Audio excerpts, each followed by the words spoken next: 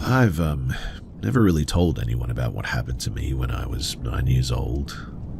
Mostly because my family moved out of Ohio a few months later, and my brain spent years trying to convince me that I had just misunderstood a completely innocent interaction. But I'm 21 now, and looking back at the mechanics of that night, I still feel a cold and hollow weight sink into my center whenever I think about just how close I came to stepping off the map. It was late August of 2014. My hometown was hosting its annual county fair, a massive muddy spectacle of neon carnival rides, diesel tractor pulls, and grease-soaked food stands. In our community, the fair was treated like a giant communal backyard event. Parents would buy their kids a wristband for the rides, hand them a $20 bill for some cakes, and basically just let them run wild in packs without a single shred of adult supervision until the gates closed at midnight.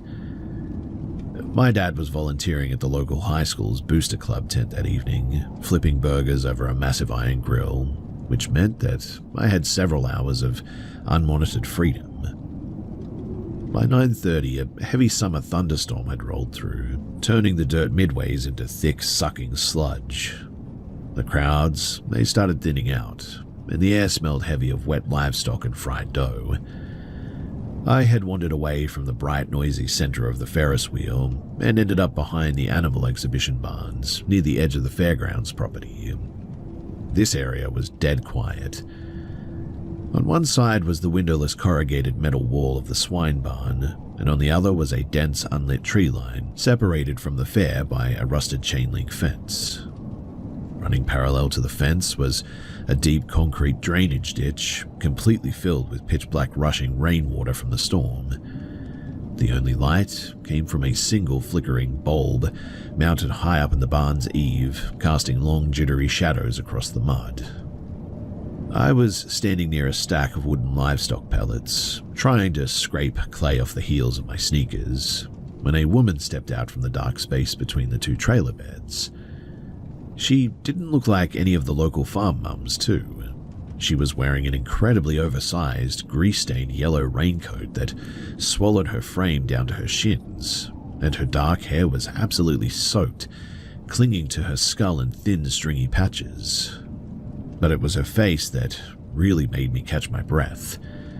She had this tight, unblinking glare, her eyes darting frantically from my face to the dark tree line behind the fence, her jaw twitching a bit. The second that she saw me look up, her expression snapped into a massive, jagged grin that looked completely unnatural, like someone forcing their face to mimic happiness. "Oh, thank goodness," she gasped, her voice high, thin, and breathless. "Hey there, sweetie. Can you do me a really quick favor? I desperately need a little helper." I was a very quiet and compliant kid growing up, conditioned to always respect adults. So I took a step forward and nodded. "What's wrong, ma'am?" She pointed a hand down into the deep, shadowy concrete drainage ditch, right where it disappeared into a heavy corrugated iron culvert pipe beneath the fence line. It was totally dark inside of that pipe, and the sound of the water rushing through it was a low and hollow gurgle. My little girl was playing with her favorite silver bracelet, and it slipped right down into the mouth of that pipe, the woman said, leaning over so close that I could now smell the sharp chemical reek of cheap lighter fluid and damp wool on her clothes. "The opening is way too narrow for my shoulders, but you're nice and skinny. If you just slid down into the ditch and crawl a few feet into the pipe, you can grab it right up for her." A sudden powerful wave of revulsion hit me so hard that my mouth went completely dry. My body was giving me a massive primitive warning signal before my brain could even rationalize why. I took 2 deliberate steps backward into the light of the bulb, squinting toward the black mouth of the culvert pipe. As I stared, I distinctly heard a wet, heavy boot slide against the gravel inside of the metal pipe, a sharp, distinct scraping sound that definitely did not come from running water. The woman noticed me backing away, and her frantic energy spiked. She reached out, her wet, cold plastic sleeve brushing against my forearm, and her grin stretched even wider. "Don't be scared, sweetie. Your mum is Sarah, right? The one working over at the school booster tent?" she asked, her voice turning incredibly fast, almost aggressive. My mother's name wasn't Sarah, mind you.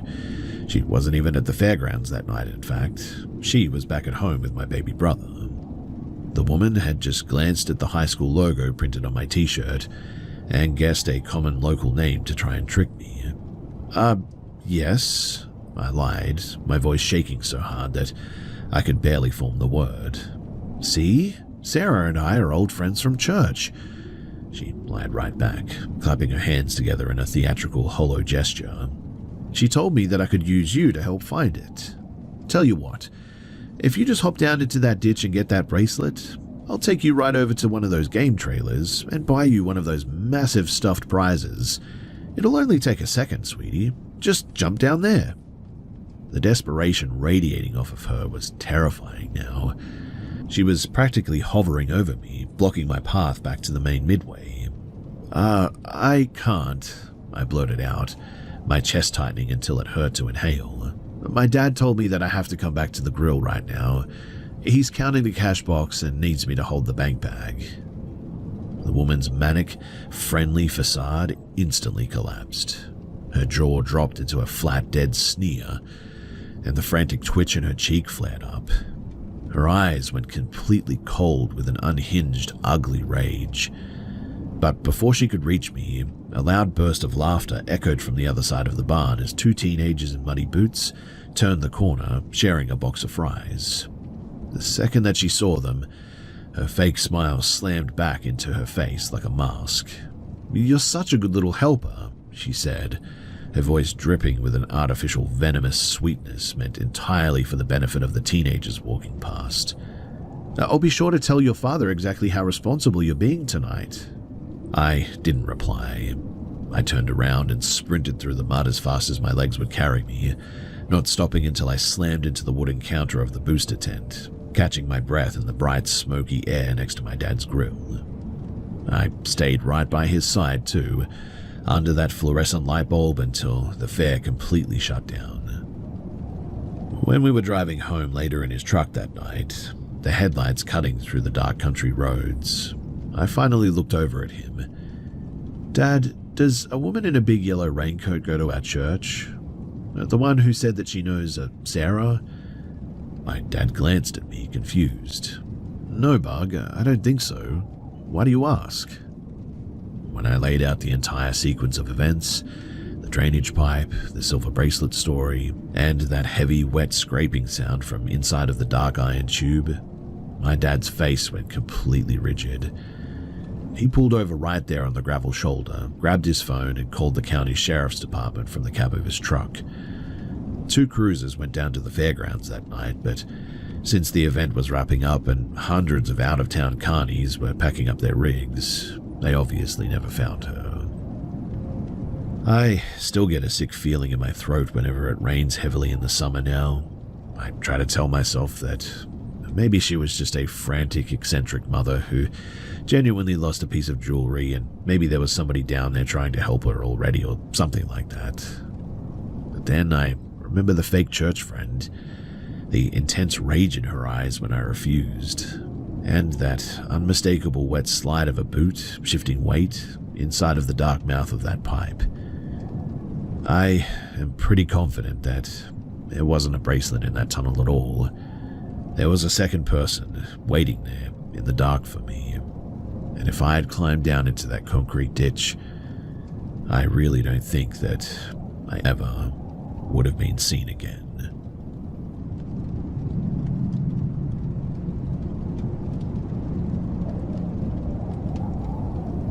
In the winter of 2024, my fiancé and I booked a cheap weekend trip to an old town in upstate New York. We wanted a quick getaway from the city, and the place had this heavy, historic feel to it with lots of old brick buildings and colonial houses. We rented a bedroom through a home share site for the last night of the trip. The house was a massive 3-story Victorian place that had been split into separate apartments. Our rental was all the way on the top floor, The owner wasn't home, but they had left the key in the lockbox by the front porch. I walked up the creaky wooden steps ahead of my fiancée to carry our bags up. The apartment door was painted a dark flat grey with a brass number 3 screwed onto the center. And the second that I unlocked it and stepped into the hallway, just a heavy sort of weird feeling hit me. It wasn't like a supernatural vibe or anything, it was more just this immediate sharp instinct that somebody else was already inside, standing just out of sight. I sat the bags down and walked through the rooms, checking the window latches and the back fire escape door just to shake the feeling. The place was spotless. The kitchen counters were wiped down and the dining table was neatly set for 2 people, with the forks and the knives perfectly lined up next to the plates. The cleaner had clearly spent a lot of time making everything look pristine. Well, everything except for one thing in our bedroom. You see, against the far wall sat a heavy old-fashioned wooden wardrobe. It was a massive piece of furniture too, easily 7 feet tall, and one of its thick wooden doors was hanging wide open, exposing the dark, empty inside. It felt totally out of place. I mean, why would the cleaner take the time to perfectly align the silverware on the table but leave a giant wardrobe door hanging open like that?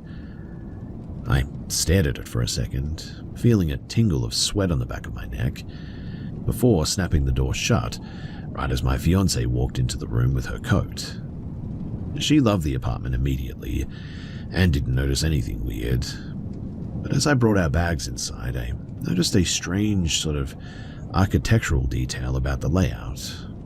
Our bedroom and the living room shared a wall, but when you looked at the apartment from the main hallway, there was a massive dead space between the 2 rooms. It was a gap about 4 feet wide, I would say, plenty of space for a small closet or a utility room. And when I looked closely at the wallpaper in our bedroom, I could see the faint rectangular outline of an old door frame that had been completely papered over. The wallpaper was slightly sunken through the edges, stretching a little bit over it. I'm 30 years old and I've only had a severe gut warning about a physical place a couple of times in my life, and this was one of them.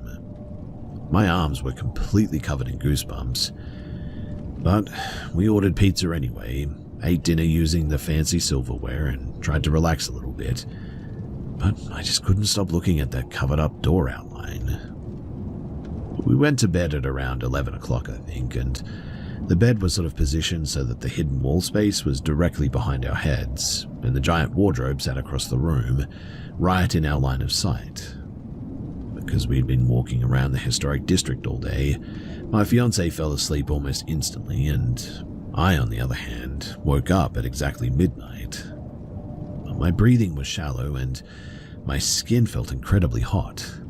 That exact same sensation from earlier, too. The feeling of a physical person standing over me was screaming through my nervous system. I kept my eyes squeezed shut for a few seconds, terrified of what I'd see if I looked up. Slowly, though, I opened my eyes, just a crack. The wardrobe door was open again, just a few inches, but that wasn't what made my throat lock up. You see, crouched flat on the very top of the wardrobe, wedged into the tight space between the wood and the ceiling, was a figure.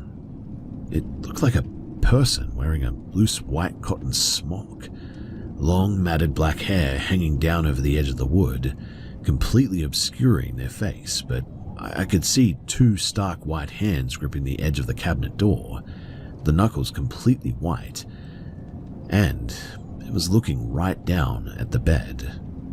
My sudden ragged breathing ended up waking my fiancée. She rolled over and asked what was wrong. My voice was a completely flat whisper, but I told her exactly what was sitting on top of the wardrobe.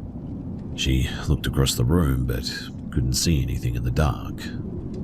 Seeing how badly I was shaking, though, she reached over and flipped the switch on the bedside lamp, and the second that the light hit the top of the wardrobe, the figure, it didn't run or fade away.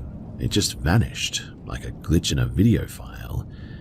Like one frame it was there, and the next it was just empty dust on the top of the wood.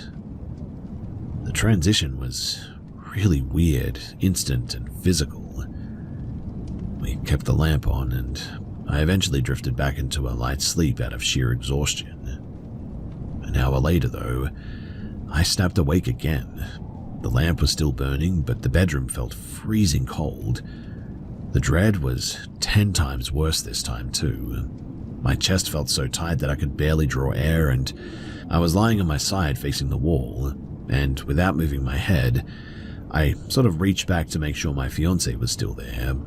My hand brushed her shoulder. She was fast asleep, but there was something else. I could feel the physical displacement of air right behind my back. Someone was standing at the edge of the mattress, leaning directly over my side of the bed. I was convinced of it. The sensation was so close too that I could feel the invisible weight of the long hair hanging just an inch above my cheek. I knew with absolute certainty that if I turned my head, my face would slam right into whatever that thing was. I let out a sharp sort of choked gasp, which woke my fiancée up again. She immediately realized that I was paralyzed. I whispered to her that the woman was standing right next to my pillow. She scrambled out of the opposite side of the bed and flipped the main light switch on the wall, flooding the entire room with bright overhead light.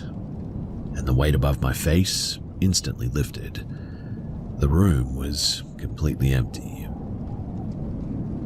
We spent the rest of the night sitting upright with every single light in the apartment turned on. The sun came up at 6 in the morning and we packed our bags and locked the key back in the box without saying a word to each other.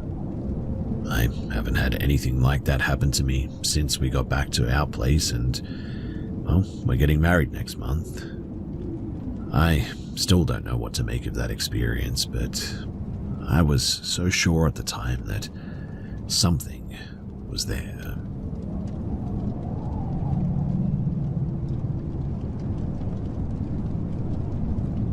Three years ago, my roommate Elias and I were in that awkward, frantic 2-week limbo between leases. We'd moved our gear out of our old place, but we couldn't get into the new one yet, so we crashed in a generic, cheap studio rental that we found through an app. It was a single open-concept box in a massive apartment complex. The layout was incredibly cramped. You opened the front door and the queen-sized bed was right there to your left practically, maybe 4 feet from the threshold. Straight ahead was a tiny galley-style kitchenette with barely enough room for one person to stand, and then a door off to the right led to a shoebox bathroom. The place felt exposed and hollow, and it sat on the ground floor, right next to the complex's main walkway, so you would constantly hear the muffled sound of neighbors walking their dogs or having muffled conversations on their phones just inches from our single window.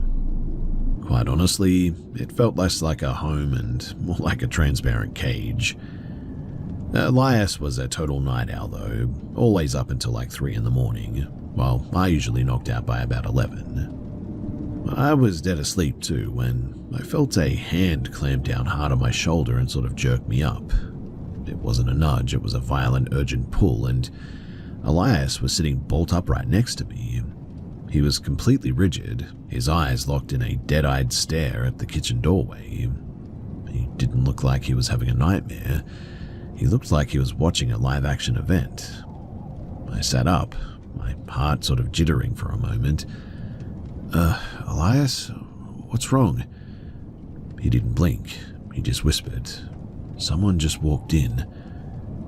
I looked at the front door and it was bolted shut. I looked at the floor space between the bed and the kitchenette. What? Who? Did you hear somebody come in?" "I didn't hear a sound," he said, his voice terrifyingly flat. "I was staring at my phone and a man just walked through the front door.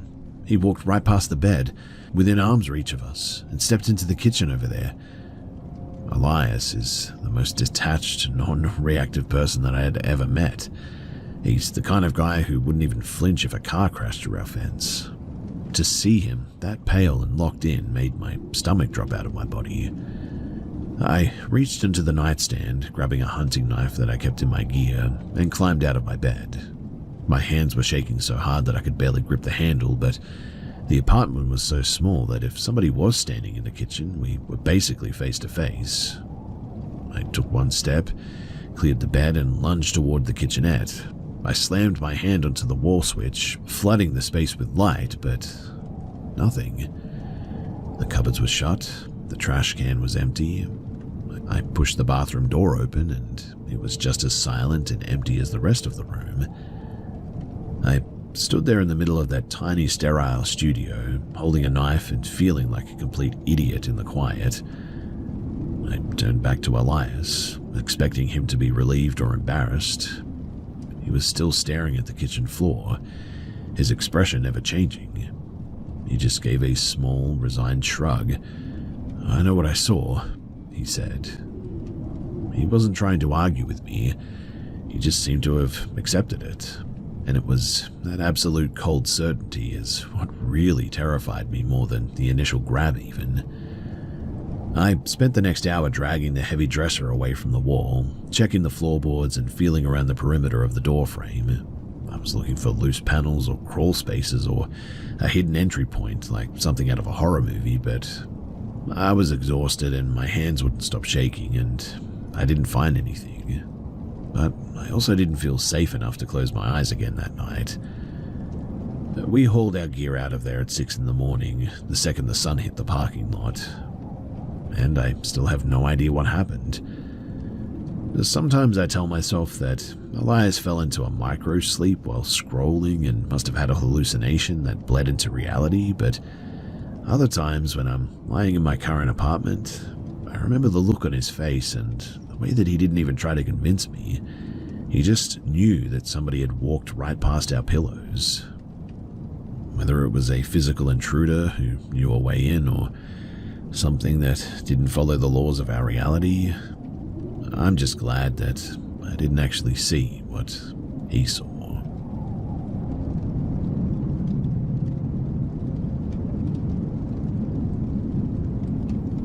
I've spent the last 3 years pouring glasses and clearing tables at a relatively popular event venue just outside of Grand Rapids, Michigan. But when you work hospitality, you develop a bit of a thick skin pretty quickly.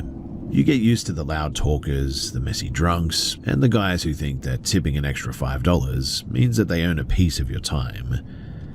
I've had my share of uncomfortable interactions, but there was one Saturday night in October of 2023 that completely short-circuited my usual customer service brain.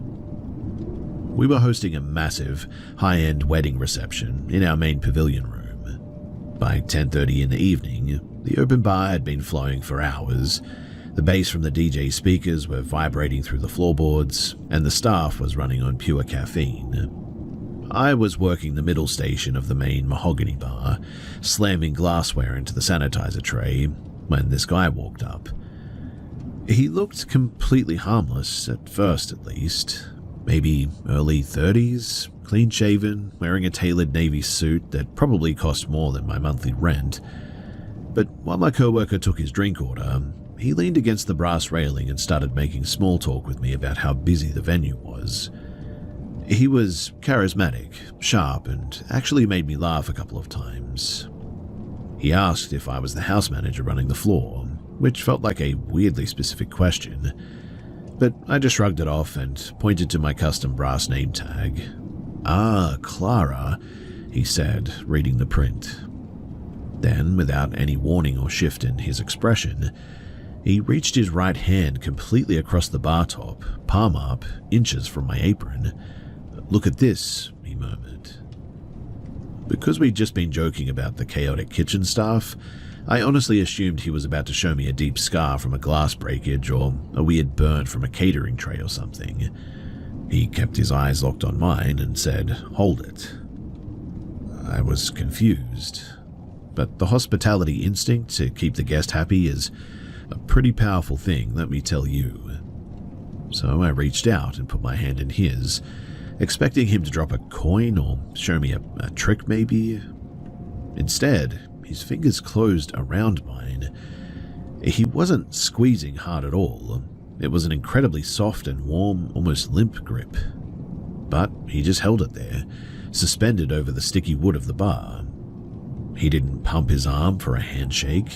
He just kept his skin pressed against mine, tilted his head slightly, and said, "Feels right, doesn't it?" A cold and heavy prickle instantly broke out across the back of my neck. The casual, fun atmosphere of the bar dissolved in a split second. The boundary had been totally obliterated. I let out a nervous, high-pitched laugh, trying to gently pull my wrist back, but his fingers tightened just enough to keep me anchored. The music was blasting a remix of some pop song, but he leaned in further, his breath smelling heavily of bourbon. I couldn't catch the first half of his sentence over the treble, but the tail end of it came through clear as ice. Or I could just vault this wood and kiss you right now. My jaw, it went pretty tight. I couldn't breathe properly for a second. Before I could even process the threat, his eyes flicked upward toward the ceiling joists. "Oh, but wait," he whispered, a strange, rigid smile spreading across his face. "There are cameras." I forced my voice to stay deadpan, desperate to use whatever leverage I had to get my hand back. Yes, there are 3 HD lenses right above my register, actually, staring directly at your face." In reality, those specific domes had not been wired into a recording deck since the venue changed ownership in 2019, but he didn't know that. My co-workers were less than 4 feet away on either side of me, but they were completely consumed by the ticket printer and the noise of the blender. They had no idea what he was whispering. He didn't let go of my fingers. "Meet me up by the gravel valet loop in 10 minutes, he said, his voice dropping into a demanding and sort of flat tone. Yeah, okay, I'll be out there," I lied instantly. My brain was in pure survival mode. I probably would have agreed to anything just to break physical contact.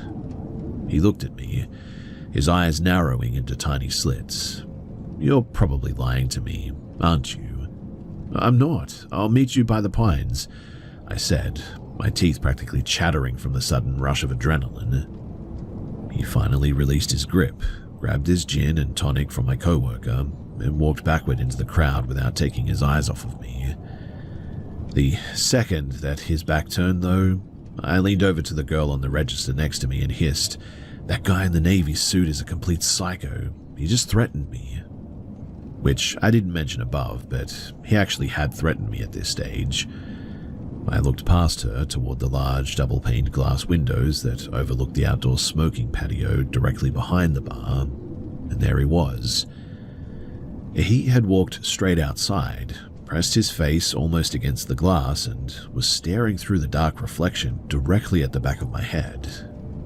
My lungs felt empty. I told the other staff that I was taking an unannounced 5-minute break and bolted up the back service stairwell toward the upper office.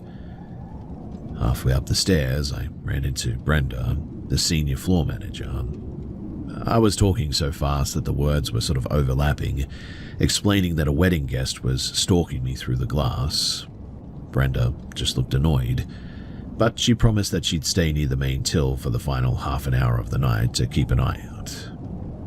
I stayed upstairs until the clock hit midnight when the DJ finally announced last call. When I came back down, the pavilion was a disaster area. Empty champagne flutes everywhere, crumbled napkins and half-eaten cake. The man was no longer at the window, and the room was slowly clearing out as the shuttle buses arrived. I started working the floor with another backhouse kid, dragging the heavy linen cloths off of the round tables and folding them into the laundry bins. The lights had been raised to full brightness at this stage, which usually makes a venue feel safe and sterile again. The kid that I was working with, and I, were standing near the dark corner of the buffet alcove, silently folding a massive white sheet between us. When suddenly, 2 large, heavy hands clamped down firmly onto my bare upper arms from behind. A breathy, humid voice scraped right against my earlobe. "You left me hanging out by the cars, Clara." I didn't see a face. My brain didn't register a human being, in fact. The physical shock of the contact caused a sound to rip out of my throat. I absolutely shrieked. My legs moved before I could tell them to, and I dropped the linen and twisted out of his grip and sprinted 20 feet across the hardwood toward the center of the room where Brenda was counting the till. I refused to look back, but behind me, I heard the heavy mocking chuckle of the man in the suit. "Geez, lady," he shouted, his voice echoing in the empty hall. "That is one heck of a pair of lungs." The weirdest part was that because the room was so vast and people were talking loudly near the exit, almost nobody noticed the scream, except for the kid that I was working with and the guy himself. Brenda looked up from her paperwork, though, completely unfazed, and asked me if I could finish the trash rotation in the lobby. Her total lack of concern made me feel instantly embarrassed too, like I was some hysterical little kid who had overreacted to a drunk guy playing a prank or something. The man thankfully didn't approach me again. He collected his coat from the lobby rack and vanished into the final shuttle bus 5 minutes later. But that terror didn't leave my system for some time. I clocked out at 1:30, walked out to the parking lot with my keys wedged between my knuckles, and unlocked my car. And even though I knew that he had boarded a bus filled with like 30 other people, his voice was looping in my head so vividly that it felt like he was sitting in the dark. I physically climbed into my back seat, checked around the car, and shined my phone flashlight into the trunk floor before I even put the key in the ignition. I have served hundreds of creepy men since that night, but there was something about this guy that just felt completely off. I will never forget the absolute helplessness of realizing, too, that some people just do not care about cameras, managers, or a room full of witnesses if they decide that they want to put their hands on you.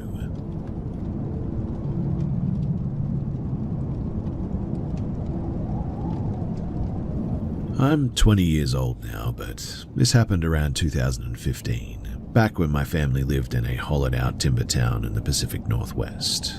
The kind of place with one flashing yellow light, an old lumber co-op, a tiny volunteer fire station, and a dirt lot chevron. Because the population was barely triple digits, our parents had this deep, stubborn illusion of safety. They thought that nothing could happen in a town where everybody knew your granddad.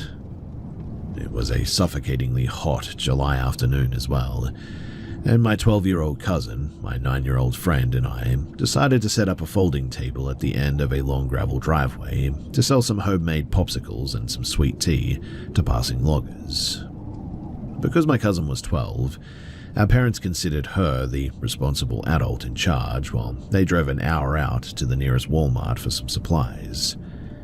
Around 8 o'clock, the sky was getting dark, the air was dead quiet, and we were counting our quarters into a metal cookie tin, getting ready to pack it in, when a rusted primer grey sedan pulled off the asphalt. The car didn't park by the table as well. It pulled completely onto the grass shoulder, its engine idling with a heavy broken knocking sound. The second, too, that the car stopped, my friend's cattle dog, a pretty big 60-pound blue heeler that usually slept through literal thunderstorms, snapped awake.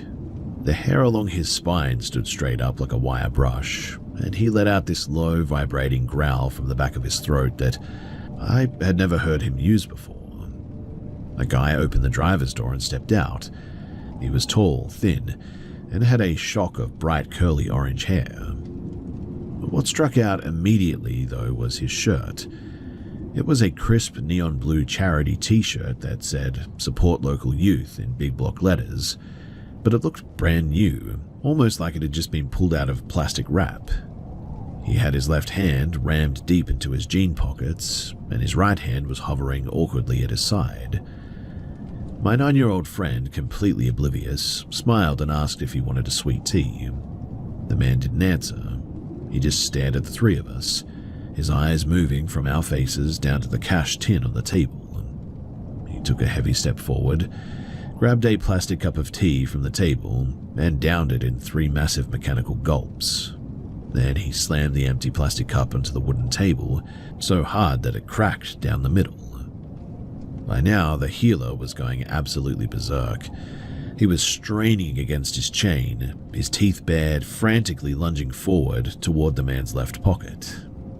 Without a single trace of anger on his face, completely expressionless, the man lashed out his boot and kicked the dog squarely in the ribs. The dog let out a sharp yelp and scrambled back under the porch stairs. My cousin's face went totally pale, but my friend and I were so young and sheltered that we just froze, completely unable to process why a nice charity man would do something like that. The man looked back at us, his jaw twitching. "I don't actually care about the tea," he said. His voice was incredibly flat, like he was reading off of a script. "Oh," my cousin said, her voice dropping an octave. "Okay." He pointed a long, pale finger across the two-lane highway toward the edge of the woods, where the collapsed blackened ruins of an old Methodist parsonage sat behind an overgrown briar patch. The place, it had been gutted by a fire in the 90s, I think, and was totally abandoned, choked with weeds and warning signs. "My vehicle's alternator is failing," the man said, staring directly at a 9-year-old. "I need to plug my portable diagnostic scanner into a high-voltage exterior outlet. I see an old utility pole over by that ruined parish across the road. Let's all walk over there together right now and see if the breaker box still has live power." Even at 9, I was obsessed with my dad's garage tools, and I knew for a fact that you couldn't just plug an automotive scanner into a standard wooden utility pole, and there wasn't a live wire within a mile of that charred old lot anyway. He took another step around the table, his left hand still buried deep into his pocket, pressing into the fabric in a way that looked heavy and angular. "Come on, show me the way across the grass." My 12-year-old cousin didn't hesitate. She stepped right between us and the man, grabbing the collar of my shirt. "Actually," she said, her voice remarkably loud and steady, "my older brother just got home from his shift at the state prison, and he's inside cleaning his hunting rifles. Let me go grab him from the kitchen. He's a mechanic. He'd love to come out here and look at your engine." The shift in the man's demeanor was instantaneous. The second that she mentioned an adult male inside the house, his fake polite posture just evaporated. He didn't say another word, in fact. He spun on his heel, threw himself back into the driver's seat of the gray sedan, and slammed the door. The tires tore up the grass shoulder as he violently reversed back into the highway and sped off toward the edge of town. Our parents weren't going to be home for like another 2 hours, so we went inside and we locked the deadbolts and all the doors, but because we were stupid, bored kids, the confinement made us restless after 30 minutes. So we convinced ourselves the danger was gone, so we decided to walk the quarter-mile down the gravel shoulder to the Chevron station to buy blue raspberry slushies. The sun had completely set by the time that we had reached the gas station lot. The overhead canopy lights were buzzing loudly in the dark, and as we reached the glass doors, I noticed a vehicle parked in the furthest unlit corner of the lot, right next to the kerosene tank. It was the gray sedan. The engine was cut, and all 4 windows were rolled completely down. Inside the car, the man was sitting perfectly still in the dark, but he had changed out of his bright blue charity shirt. He was now wearing a thick, black, heavy-duty hoodie. He had the hood pulled so far down over his brow and the drawstrings yanked so incredibly tight that his entire skull was encased in the black fabric. The only thing visible through the tiny pinched open of the hood was his bright orange hair bursting out of the top like a flame, and the pale, grinning reflection of his teeth. It was horrifying to look at. He was staring directly through the side mirror, seemingly at us. The moment that our eyes met his, he let out this horrific, high-pitched wheezing laugh that sounded like a wet throat clearing itself, accompanied by a wide, rigid smirk. He didn't move his head. He just slowly raised his right hand, which was now holding a heavy black tire iron, and tapped it against the inside of the steering wheel. My cousin didn't even say a word. She lunged forward, grabbed the fabric of my t-shirt and my friend's collar in her fists, and yanked us backwards so hard that we nearly hit the gravel. "Run," she choked out. I have never felt my legs move like that in my life before or since then. We didn't run back toward the empty house, mind you. We bolted straight down the middle of the dark asphalt highway, our sneakers slapping against the yellow lines, screaming at the top of our lungs. We ran 3 solid blocks too, until we saw the green glow of a county sheriff's cruiser idling outside of the local Grange Hall. We practically threw ourselves against the driver's side door of that police car too, sobbing and screaming about the man with the orange hair and the tire iron. The deputy was incredibly patient. He threw us into the back seat, turned on his high beams and drove straight back to the Chevron. The corner by the kerosene tank was completely empty now though. The man was gone. The deputy escorted us into our house, checked all the window latches from the inside, and stayed parked at the bottom of our driveway with his headlights on until our parents' headlights finally pulled into the gravel at like midnight, I think it was. They got a bit of a stern talking to from that police officer, which I was thankful for because after that, things changed a bit. But I still think about that support the youth shirt all the time, and how perfectly he had calculated that disguise to target 3 naive kids sitting by a gravel road like that. But more than anything, I remember the heavy angular weight shifting in his pocket when he tried to get us to walk into those dark woods. I know with every single cell in my body that if my cousin hadn't have lied about the brother inside, we would have been dragged into that patch, and the cookie tin full of quarters, it would have been the only thing left at that table.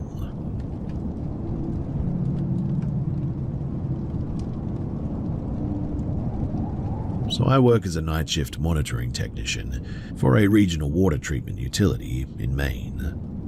The job is mostly terminal boredom, really. It's a vast brick and corrugated iron facility situated about 4 miles outside of town, surrounded by nothing but pine forest and marshland. On any given night, too, I'm the only human being within miles of this place, responsible for logging fluid levels and checking pipe pressures every few hours. Last November, we had a torrential storm that knocked out the main transformer grid, forcing the facility to run entirely on its emergency diesel generators. The storm was deafening too, hammering against the corrugated roof like handfuls of gravel, and because the power flickered during the transition to the generator, the facility's external security monitors went totally dark. The only thing that I had to rely on was a secondary low-voltage control panel in the central laboratory. Now, around 2 in the morning, I was sitting at the metal desk, checking the diagnostic terminal, when a pressure drop alarm began to chime on the secondary filtration system. The readout indicated a manual bypass valve had been opened down in the pump basement. That particular valve, it required a physical wrench to turn it. It couldn't be triggered by a computer glitch or a power surge or anything, which meant that someone or something had physically turned the heavy iron wheel. I began to get a bit of a bad feeling about this, but I convinced myself that it had to be a mechanical failure, a seal blowing out under the pressure of the storm runoff. I grabbed a flashlight and my tool belt, stepping out of the pressurized office and heading down the concrete utility corridor toward the basement stairs. The facility was pitch black, except for the rotating yellow emergency beacons casting some sickening shadows against the brick walls. But as I reached the top of the metal grid stairs leading down into the pump vault, I stopped dead in my tracks. The heavy pressurized hum of the pumps was pretty normal, but beneath the noise, I heard a sort of weird sound. It sounded like somebody was walking through the shallow puddle at the base of the stairs. I leaned over the steel handrail and shone the beam of my light straight down. The light cut through the darkness and landed directly on a person standing right next to the main intake line. He was drenched from the storm, wearing a heavy mud-slicked coat. He had a thick, unkempt white beard that was sort of stained yellowish around his mouth, and his eyes were wide and bloodshot and completely devoid of any sanity. He was standing there, holding a rusted 3-foot crowbar, staring up into the light beam. When the light hit his face, he didn't flinch too. Instead, he just sort of smiled at me. He then took a heavy step toward the stairs, the metal tip of the crowbar scraping loudly against the concrete floor. I dropped the flashlight by accident. It shattered on the metal grate, plunging the stairwell into semi-darkness almost instantly. I scrambled backward into the utility corridor, my work boots slick, and I bolted down the hall toward the main administrative hub. I needed to reach the communication desk to patch an emergency line out to the state police barracks, but the main office had massive uncurtained glass observation windows that overlooked the entire central corridor. If I went in there, then I would be completely visible to anybody walking down that hall. So instead, I ducked into the emergency chemical containment locker at the very end of the hall, a tiny windowless room with a heavy reinforced steel security door meant to contain chlorine gas leaks.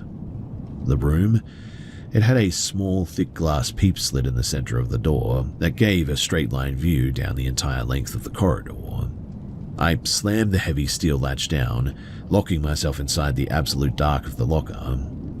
I suddenly noticed that my breath felt short and ragged. I pressed my eye against the cold glass of the peep slit. The rotating yellow beacon in the hallway flickered on and off, and in the brief flashes of the light, I watched the man turn the corner from the stairwell. He wasn't rushing, he was looking down at the floor.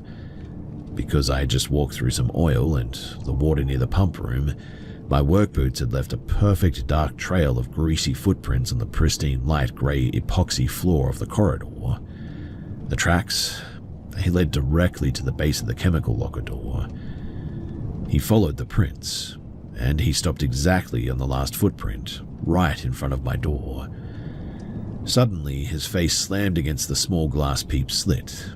He was staring straight through the glass, his bloodshot eyes inches from mine, though he couldn't see into the unlit locker, I think. He began to slam the crowbar against the heavy steel door. The sound inside the enclosed space was deafening too, rattling through my teeth. The internal landline phone was out on the main desk in the observation office, though, at least 20 feet away. My cell phone was sitting right next to it as well, plugged into the charger, and I knew that if I didn't get to that phone, that nobody was coming for me, at least until 6 o'clock in the morning, when the shift changed. And even then, if this guy wasn't gone by then, well, somebody else could get hurt. I waited for a brief pause in the hammering, and then I threw the latch door open, sprinted out into the corridor, and dove through the office door. The man literally screamed at me, and lunged after me as well. I grabbed the cell phone from the desk, seeing the white reflection of his face through the observation glass as he smashed the window with a crowbar. Shards of safety glass began raining down onto the desk as I scrambled back into the hallway and threw myself back into the chemical locker, slamming the steel latch shut just as his heavy boot kicked the outside of the door. I fell to my knees in the dark, frantically dialing 911. My fingers were trembling so violently that I missed the numbers twice in the end.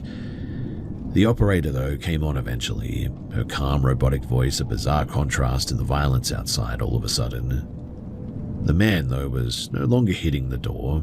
He was now throwing his entire body weight against it, screaming unintelligibly, and just cursing over the roar of the storm. The steel frame of the locker door began to warp a little bit too, the top bolt groaning as it started to pull away from the masonry. For 40 endless minutes as well, I braced my back against that reinforced metal, my legs literally locked onto the back wall, feeling every single impact vibrate through my spine and wondering why this guy wasn't getting tired. Then, the piercing wail of a state trooper siren cut through the thunder outside. High-intensity spotlights flooded the facility high windows, casting bright white lines across the corridor. The pounding on my door stopped instantly.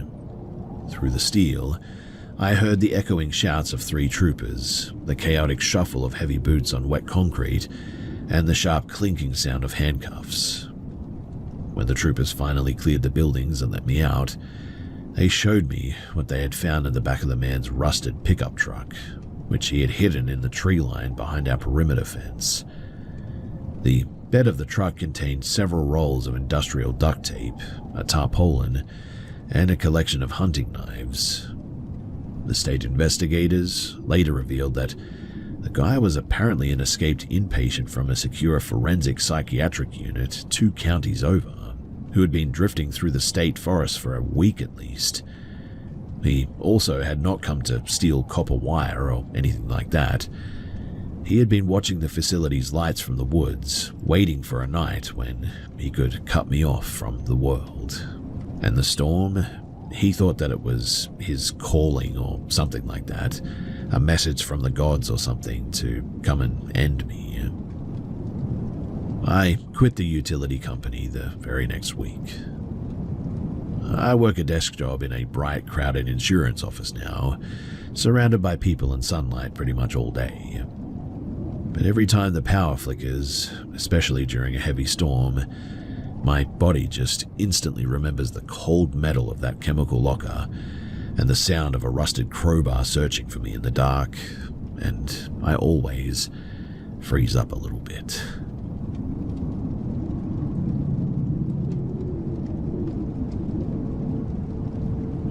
So I work as a seasonal hand on a commercial salmon trawler, running drift nets out of a bleak, wind-scoured port in Prince William Sound, Alaska. It's hard, isolating work, and the guys who stick around for more than 2 seasons are usually running from something. Debt, ex-wives, or just the noise of the lower 48. 2 winters ago, though, I was crewing with a veteran deckhand named Isaac.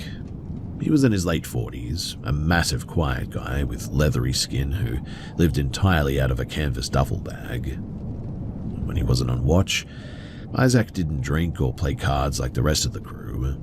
He sat in the lower berthing quarters, reading heavy, grease-stained textbooks on deep-sea biology, archaic maritime superstitions, and old Norwegian folklore about the Draugr, the spirits of drowned sailors or something, supposed to haunt the kelp beds or something like that. He didn't talk much though, but when he did, he spoke about the ocean like it was conscious, a breathing neighbor that was actively watching us through the hull. It was mid-November, and we were tied up at a rotten timber fuel dock near an unpopulated inlet, waiting out a massive North Pacific gale. The rest of the crew had taken the skiff into a settlement 5 miles away to hit the taverns, leaving Isaac and me alone to monitor the bilge pumps. Around 3 o'clock in the morning, the wind died down to a low, hollow whistle, and I was up in the wheelhouse, making coffee when Isaac came up the ladder. He sat on the bench, completely expressionless, staring out into the black, oily water of the bay. He told me that 20 minutes prior, he had been down in the narrow mechanical crawl space right beneath the forward bait lockers, a cramped iron-ribbed compartment where the auxiliary bilge lines run.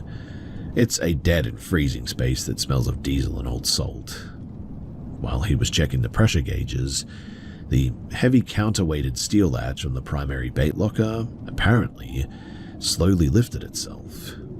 The heavy lid swung open against the bulkhead with a dull clunk, stayed upright for 5 seconds, and then dropped shut, the latch clicking back into place. Most guys would have assumed a rogue swell had rocked the hull, or the hinges were loose or something. But Isaac didn't blink. He told me that he stood up in the narrow space, his head pressed against the cold iron deckheads, looked directly at the corners of the locker room, and spoke aloud into the noise of the generator. "I know the displacement changed when we loaded the winter diesel," he said into the dark. "If you're going to foul the lines, just do it now while the tools are out."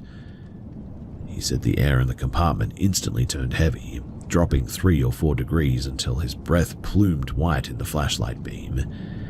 He leaned against the iron bulkhead and said, "If you're just shifting with the tide, scratch the hull. If you're something else, give me a real weight." The second the words left his mouth, a sound tore through the auxiliary exhaust pipe right next to his ear.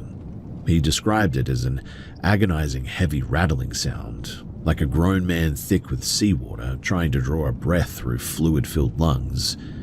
It was a suffocating, choking wheeze that vibrated directly through the iron plate that he was leaning against. Then the engine room went completely dead silent again. When I asked him, shivering in the bright light of the wheelhouse, if he thought the ship was haunted by the guy who had been overboard off the stern 2 seasons ago, Isaac just shook his head. He had this unsettling, flat calm in his eyes that made the skin on my forearms tighten up. "It's not a ghost," he murmured, his voice completely level. "It's just the ballast." He explained that old fishermen in the northern ports believe that when a wooden vessel spends 40 years soaking in deep cold water, the iron in the timber eventually absorbs something from the dark floor of the shelf. They call it the unseen freight, a secondary weight that hitches a ride in the hollow spaces between the fuel bladers and the keel. They don't belong to the dead. They're just ancient physical things that consider the dark, wet interior of the ship to be their territory, and they violently resent a new crew coming in and changing the draft. At least, that's what he told me. We finished the season 3 weeks later. Isaac took his canvas duffel, caught a ferry, and I never saw him again. But I haven't been back on a commercial boat since then, too. The terrifying part of that night, though, wasn't the sound in the pipe or the locker lid moving on its own, as he said it did. It was the fact that Isaac, he just wasn't afraid at all. He lived with that heavy, choking rattle in the dark for so long, I guess, that he just treated it like nothing more than a leaky valve.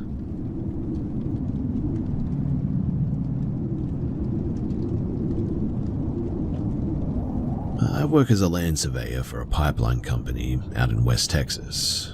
Most of our jobs involve mapping out rights-of-way through deep, trackless scrubland, miles of empty desert where the limestone shelves are so hot that the air constantly shimmers above the brush. It's pretty lonely work, and you spend all day dragging a 60-pound pack across completely empty land. But back in May of 2022, I was running a boundary line through a remote sandstone draw near the Pecos River. The heat was pushing 104 degrees, and by mid-afternoon, the horizon was just a blurry, white-hot mess. I had 2 college interns with me who were driving the wooden stakes into the hard dirt while I operated the GPS rig. On our way back to the truck, our path crossed the remains of an old collapsed building out in the middle of nowhere. It was just a flat concrete foundation with rusted rebar sticking out of the weeds.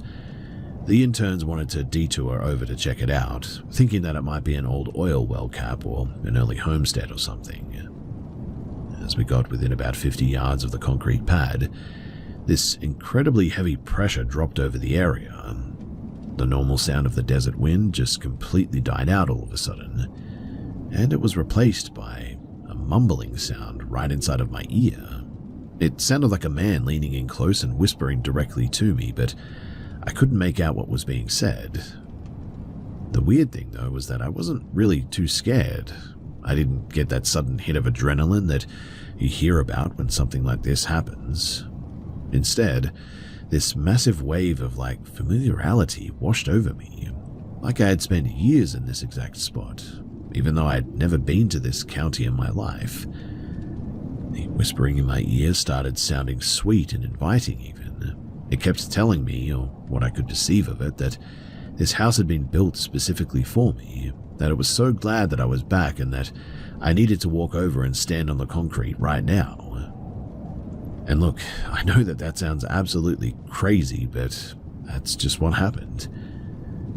So I started walking towards the ruins with these heavy robotic steps, my eyes completely locked on the rusted metal. I felt like I was moving through thick mud as well, and I was totally out of it. One of the interns suddenly grabbed my shoulder, though, and yanked me back. She looked really creeped out and told me that the ground around the foundation was completely full of old snake holes, and that we needed to get back to the truck before it got dark. I tried to argue with her, but my voice apparently was flat and weird, like it belonged to somebody else, is what she said. I kept telling her, though, that we had to go into the house, but both interns refused. They grabbed the straps of my backpack and, in the end, physically forced me to turn around and walk back down the gravel trail. The second, though, that we turned our backs on that place, the whispering that I kept hearing turned completely furious.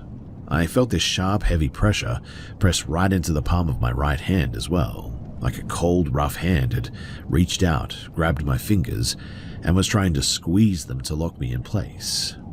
I kept dragging my boots forward, crying out that I had to go back, while the pulling of my hand got so hard that my knuckles actually popped. When we got back to the truck and I threw my gear into the back, the feeling didn't stay behind in the desert.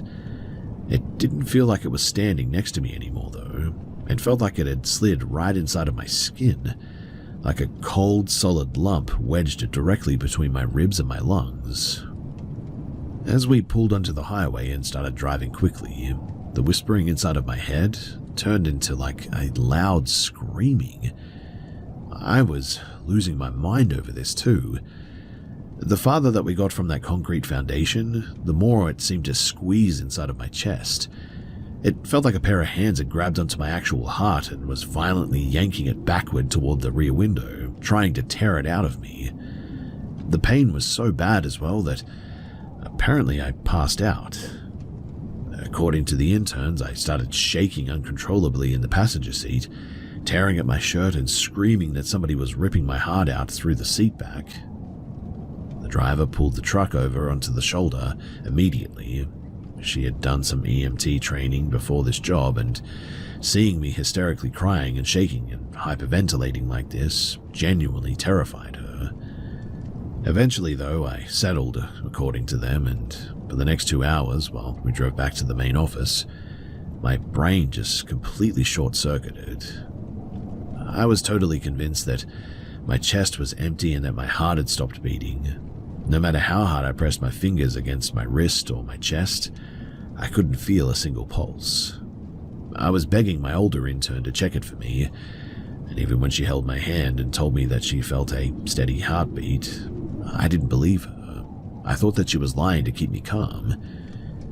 When we finally got back to the shop, our supervisor brought out a medical kit and put a blood pressure cuff on my arm.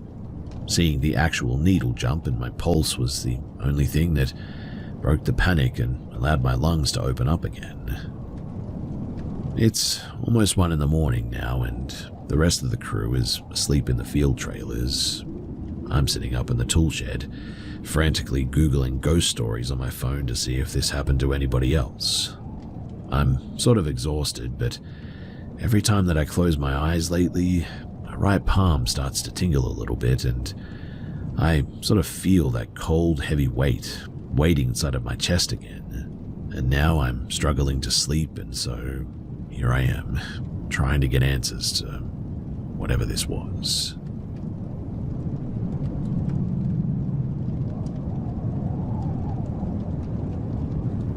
In the summer of 2018, my buddy and I were driving across eastern Oregon on our way to a music festival. Around 2 o'clock in the morning, our old vehicle started overheating, forcing us to pull off the main highway onto this pitch-black gravel turnout right next to an old abandoned pioneer cemetery and a collapsed wooden hall.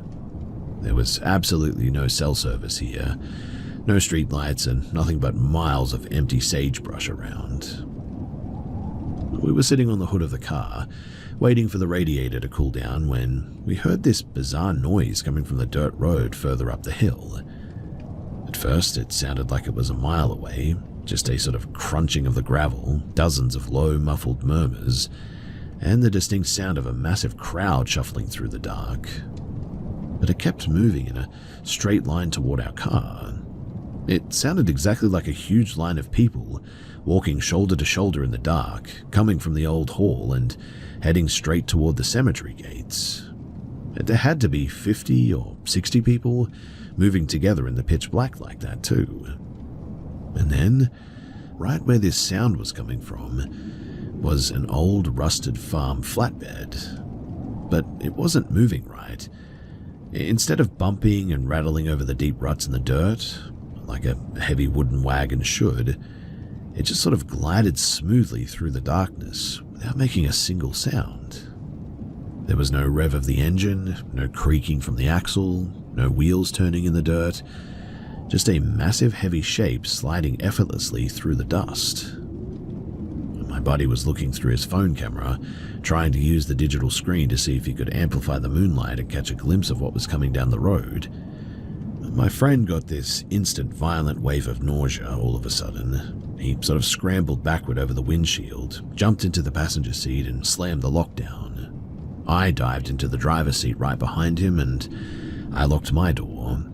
We peeled out of there pretty quickly and neither of us looked out the windows or touched the doors for like the next hour, even though the car cabin got boiling hot. But eventually, by morning, the radiator had cooled down enough for us to limp the car to a gas station and when we got there, we finally spoke about what the heck that was. Neither of us had any idea as to how to explain any of it, and I've been looking online at forums to see if anyone else has seen anything like this. So if anyone here has heard of anything like this, then please do let me know, because this one has me completely baffled.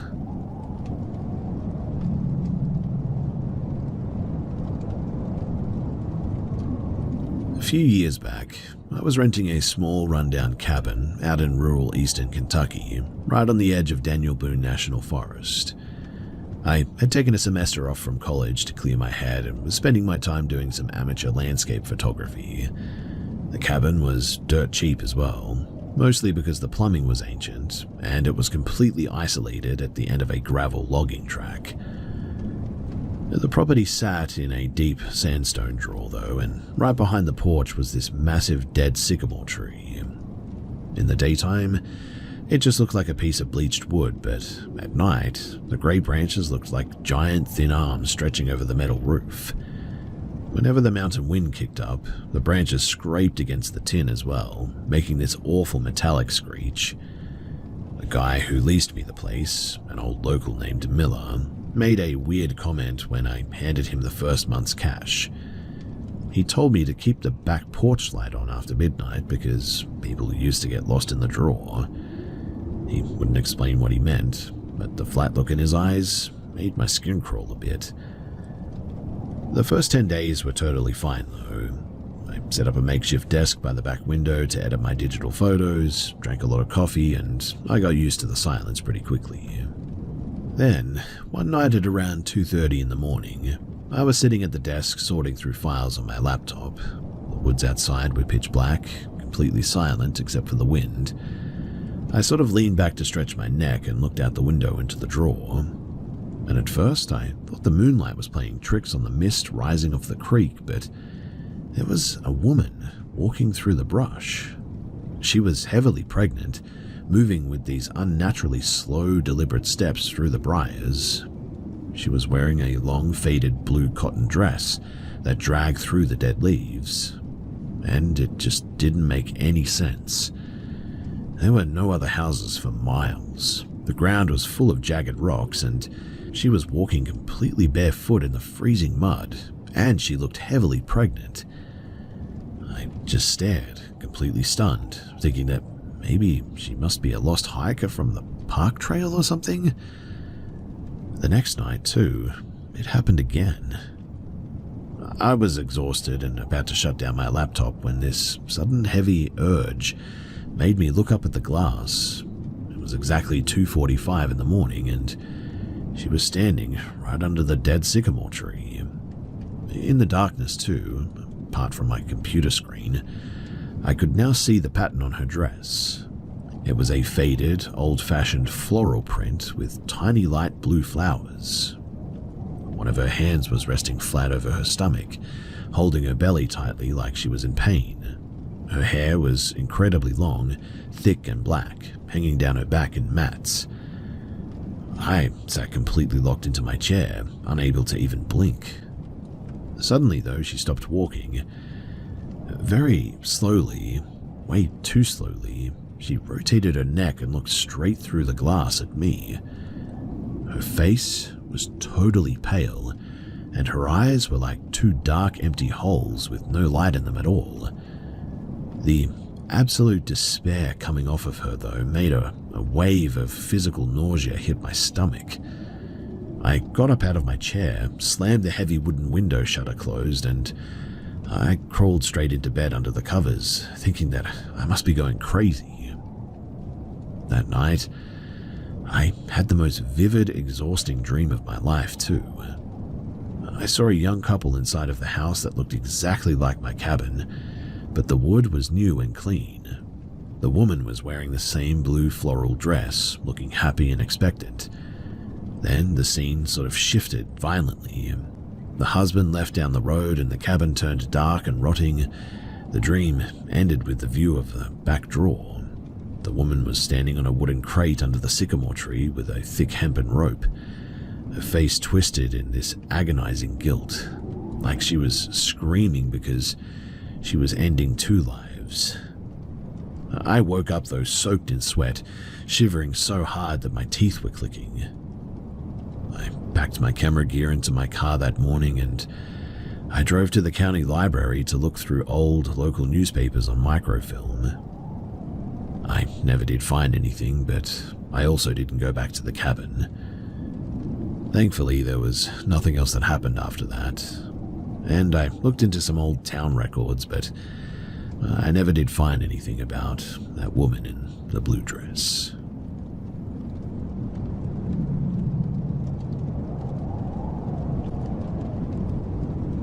In June of 2017, my dad and a group of 5 other guys, they went down to rural southern Missouri for a 4-day backcountry packing trip through a heavily forested, rugged area near the 11-Point River. It's full of deep limestone sinkholes, thick oak timber, and some steep ridges where there's absolutely no cell service or paved roads for miles. Now, on the 3rd afternoon, they were hiking through a deep, isolated limestone hollow about maybe 4 miles from the main trail. The air was dead quiet, and the sun was starting to get low behind the ridge. Suddenly, the dirt beneath their boots started vibrating. My dad said that it wasn't a quick tremor like an earthquake or anything. It was slow, and it hit every 4 or 5 seconds, making the loose gravel in the dry creek bed visibly bounce. He said that the first thing that he thought of was heavy machinery, like a massive logging bulldozer tearing through the woods. But there weren't any access roads anywhere near this hollow.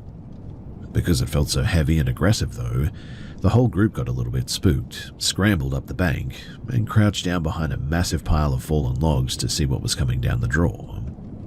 A few seconds later, a shape cleared the ridgeline about 200 yards away. Now, my dad swears on his life that it was a human figure, but it was easily 8 feet tall. It was walking along the upper ridge of the hollow. He said that the trees were blocking a lot of the direct view, but he could clearly see 2 massive pale legs moving through the timber with a heavy swinging stride. Every time that a foot hit the ground, the impact rattled the dry logs they were hiding behind. He was so terrified that his jaw locked up, and he just pressed his face into the dirt, praying that the thing wouldn't look down into the hollow. The figure just kept walking in a straight line, completely ignoring him, and disappeared over the next ridge.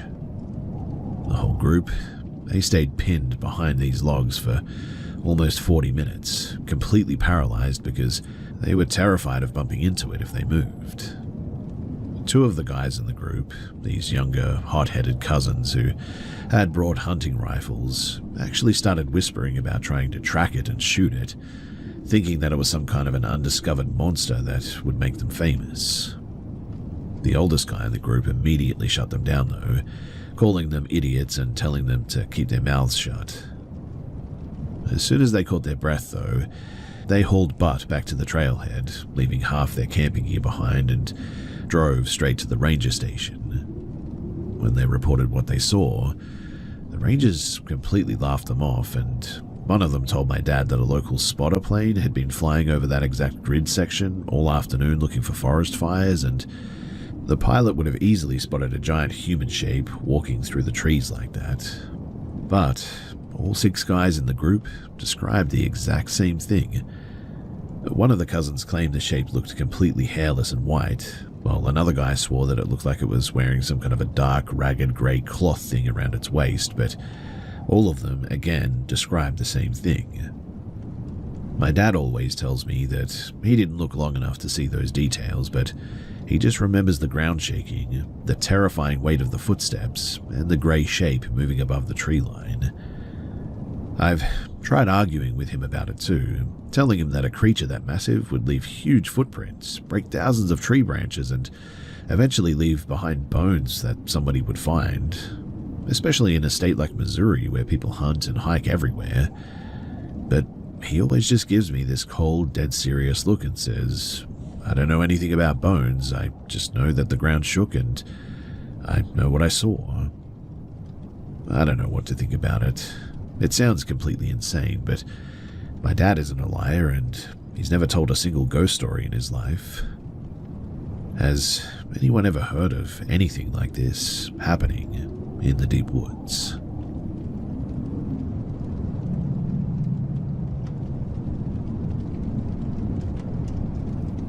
In October of 2023, I was driving through southeastern Colorado on my way back from a family visit. Around 5 p.m., I decided to take a bit of a detour to a state wildlife area out in the shortgrass prairie, miles away from the highway. I had read about the place online, and I really wanted to watch the sunset over the plains. By the time that I pulled up to the dirt access lot, the sun was sitting right on the horizon, and the main office trailer was completely locked up for the night. There wasn't a single person other than me there. The weather was perfect for just walking and thinking, though. The air was completely still, and it was a beautiful evening. I left my truck parked right in front of the locked gate and started walking down the main gravel trail that cut through the open prairie. After about 5 minutes of walking, I heard a car door slam back toward the entrance. I turned around and saw a dark sedan pulled up right behind my truck. A guy got out and started walking around my tailgate, looking closely at my plates. I figured that it was a local wildlife officer checking out my truck, and I thought about heading back to see if I needed to move, but I just didn't feel like dealing with all of that, and so I kept walking deeper into the field. The trail looped around a series of low ridges. It was a really nice walk in the end. I saw a few jackrabbits kicking around, and the mist gave the whole prairie this completely isolated and sort of lonely feel to it. I scrambled up to the highest point on the ridge in the end, which was about 50 feet above the flat plain. The view was incredible, and I spent about 20 minutes up there watching the very last of the daylight fade away. Since the air was so empty, I decided to shout out a loud hello into the open space just to hear the acoustics. The sound traveled miles across the grass, echoing right back at me. I did it again too, louder this time. By then, the darkness was really starting to drop, and I knew that I needed to get back to my truck before it got completely pitch black out here. Now, the second that I started walking down the dirt incline, the whole area suddenly got incredibly loud. The crickets and the cicadas in the grass went from a normal buzz to this intense heavy fall of sound over the span of a few seconds, like loud radio static filling the air. Right after that, an animal started making this bizarre deep howling sound in the bush below the ridge. I stopped on the path to listen for a bit. For the next 2 minutes, the howling kept going. It sounded like a large dog barking at first, but then it would stretch out into this long, agonizing wail that didn't sound right at all. I could point exactly to the patch where it was coming from too. Then, just as fast as it had started, the howling stopped and the whole plain went dead quiet. I didn't want to use my phone flashlight because I wanted to enjoy the natural light, and honestly, I didn't want any park staff to spot me walking around after hours. To save some time, instead of taking the long gravel loop back, I sort of took a direct shortcut across a wide open clearing of short grass that led straight to the parking lot. As I was walking through that grass, I noticed a distinct rustling sound coming from the thick bushes on my left. Every time that I took a step, I'd hear something moving in the weeds too. when I stopped to look, the rustling would instantly stop. I tried to tell myself that it was just a deer or a badger keeping its distance, and I kept my eyes fixed straight ahead on my truck. I cleared that area and was out in the complete open flat, about 40 yards away from the parking lot gate. That's when another car came driving down the dirt road from the left, its headlights cutting through the thick fog.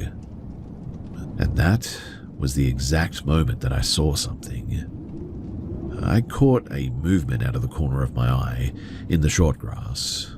At first glance, it looked like a tiny dark silhouette scurrying through the dirt, maybe a small feral cat or a raccoon or something. I kept walking, but I did a bit of a double take. The shape was moving incredibly quickly, parallel to the road, chasing after the car's taillights. But as I watched it, the silhouette started expanding. It grew into the size of like a medium dog, and then it stretched out further, getting longer and taller. My brain completely stalled out trying to process what I was actually looking at, when suddenly, its front legs lifted entirely off the ground. The thing stood up on two legs and kept running at full speed, its arms pinned tight to its sides. It looked like a massive top-heavy human shape sprinting through the fog, totally motionless from the waist up. It stayed like that for about 5 seconds as well. Then it took this massive, unnatural leap forward. Its limbs spread out wide in midair, and when it hit the ground, it dropped back down onto all fours. It went from like a complete human shape to this 7-foot-long gangly creature that looked like a cross between a grey wolf and a massive long-limbed primate. A second car came down the road from behind, and its high beams flashed directly across the open field. The light hit the creature perfectly for a split second as well. I saw light brown wire coarse fur, a long thick tail like a wolf, and a heavily muscled, disjointed body. It was moving with this terrifying mechanical speed too, completely outrunning the car until it vanished into the dark past the road. The whole thing lasted maybe 20 seconds, I would say. I stood there completely frozen in the grass, my head spinning at what I was looking at. It almost looked like 5 different animals sort of all at once, but it didn't look like anything that belonged in those woods. The second that the lights disappeared, the reality of how isolated I was really slammed into me too. I pulled out my phone, dialed my cousin, and told him to stay on the line with me and keep talking until I reached my door. I had to walk straight across the patch of grass where that thing had been just running as well. Those last 50 feet to my truck were the longest seconds of my life, let me tell you. I was convinced that something was about to hit me from the dark fog before I could reach my car, but when I finally hit the key fob and saw the headlights flash, I practically threw myself into the driver's seat, slammed the locks down, and just started breathing in hard and ragged gasps. I tried to explain to my cousin on the phone what I had just seen, but the words sounded completely ridiculous. A dog-man-monkey thing that changed shape in the middle of a flat field. Yeah, I didn't do too well. Anyway, I drove straight to the nearest highway gas station, locked myself in the truck, and I started looking up local legends on my phone. I found old stories about frontier dogmen and regional shapeshifters from old prairie lore that did match the description that I saw. The weird disjointed running style, the car chasing, and the way that the body altered its shape while moving. I still have a voice memo on my phone from right before it happened even, where you can actually hear the crickets suddenly getting deafeningly loud right before the awful howling started. I really don't care what anyone says about tricks of the lights or wild dogs or whatever, because whatever ran across that flat field that night, I'm telling you, it was not normal.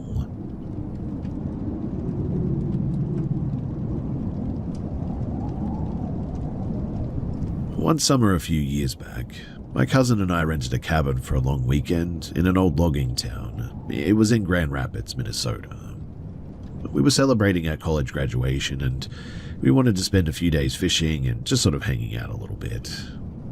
The place that we found online was massive too. It was a 2-story log lodge built back in like the 1930s that had been divided into smaller guest suites. Our first afternoon there, I went back to the room alone to grab a jacket. When I unlocked the door, I was surprised to find the heavy brass floor lamp and the ceiling fan, both spinning on high, even though I knew for a fact that we'd turned them off before heading down to the lake. I sat on the couch for a bit, watching the bulb in the lamp flicker, and I assumed that the place just had sketchy, outdated wiring. I clicked the lamp off and went into the bathroom to wash my hands, and when I walked back into the main room, the lamp was glowing bright again. A few hours later, my cousin came back too. We were sitting at the kitchen table talking when we both heard a woman's voice with a thick, distinct accent clearly call out our childhood nicknames from the hallway. We stopped talking and stared at each other. My cousin muttered, "Did you hear that?" I said, "Yeah, sounds like somebody's right outside that door." I jumped up, yanked the heavy wood door open, and looked down the hallway. It was completely empty, and the screen door at the end of the hall was latched tight. We figured that it must have been a guest in the next suite over, but it really didn't sit right with me. The next day, though, after lunch, we decided to take a quick nap before heading back out to the water, and my cousin was lying on his bed across the room when he suddenly started laughing. I asked him what was so funny, and he told me to stop screwing around and touching his foot. I, though, was lying completely on the other side of the room, under my blanket, and at no point had I touched him. I told him to cut it out and to stop trying to freak me out so that he could sleep, and he sat up, totally serious, and said that something had just grabbed his ankle. I brushed it off, telling him that he must have just been dreaming or imagining things that rolled back over. Not even 10 minutes later, though, I was lying on my back looking at my phone when a heavy suffocating pressure dropped right next to me on the mattress. It felt exactly like a large, solid person had just climbed into the bed beside me, and before I could even react, I felt a distinct physical squeezing grip tighten around my ribs and legs, pinning me to the sheets. I tried to yell out to my cousin, but my throat felt completely tight all of a sudden. I was wide awake, staring directly at the log rafters. I forced myself to take a deep breath, and I said out loud into the empty room, "Hey, get off, leave us alone. We aren't causing any trouble, so cut it out." After about 5 long minutes of that heavy weight pressing into my chest, the air suddenly cleared and the pressure just vanished. The weirdest part of the trip, though, happened on our final night there. We had gone out to a local tavern down the road and got back to the lodge at around midnight, I think. I walked into the main lobby area, heading toward the vending machines, when a man in a heavy dark wool 3-piece suit stepped out of the shadow of the stairwell and blocked my path. He had these massive, old-fashioned mutton chop sideburns, like something straight out of an old 19th century portrait. He stepped right in front of me, looked me up and down, and demanded to know what room I was staying in and why I was walking around the building like this. I told him that I was a paying guest and just wanted a soda, but he kept getting more hostile, stepping closer and telling me that I didn't belong there. I saw the night clerk sitting behind the front desk just 30 feet away, so I yelled out, "Hey, tell this guy I'm in room 4. The clerk didn't even lift his head, though. He just kept staring down at his logbook. At that point, I got completely fed up with this, so I told the guy in the suit that the lobby was a public space and I wasn't showing him anything, and if he had a problem that he could take it up with the staff. My cousin walked in right then and asked the guy if he even worked there. The man just stared at us with this completely flat, angry expression and claimed that he was the manager. I was in a terrible mood that afternoon, so we just turned around and walked back to our suite. Now, the next morning at 6 a.m., we went down to the lobby to check out and grab some coffee. I walked straight up to the same night clerk who had been sitting there the night before. And I asked him, "Why didn't you say anything to that manager guy with the sideburns last night? He was harassing us right in front of your desk." The clerk looked up at me, completely blanked face, and said, "What are you talking about?" I then said, "The guy in the black wool suit from last night, the one standing by the stairs." The clerk shook his head and said, "We don't have anyone on staff who looks like that. I've been sitting at the desk alone since like 10 o'clock yesterday layout, and I didn't see anyone." I looked past his shoulder at the lobby wall. It was lined with old framed black and white photographs of the original logging crew that built the lodge in the 30s. And right in the center of the main photo was a man dressed in the exact same dark wool suit, staring straight at the camera with those identical heavy sideburns. Well, we packed our bags into the truck and we left the key on the counter without saying another word because, well, I really don't know what to think about that.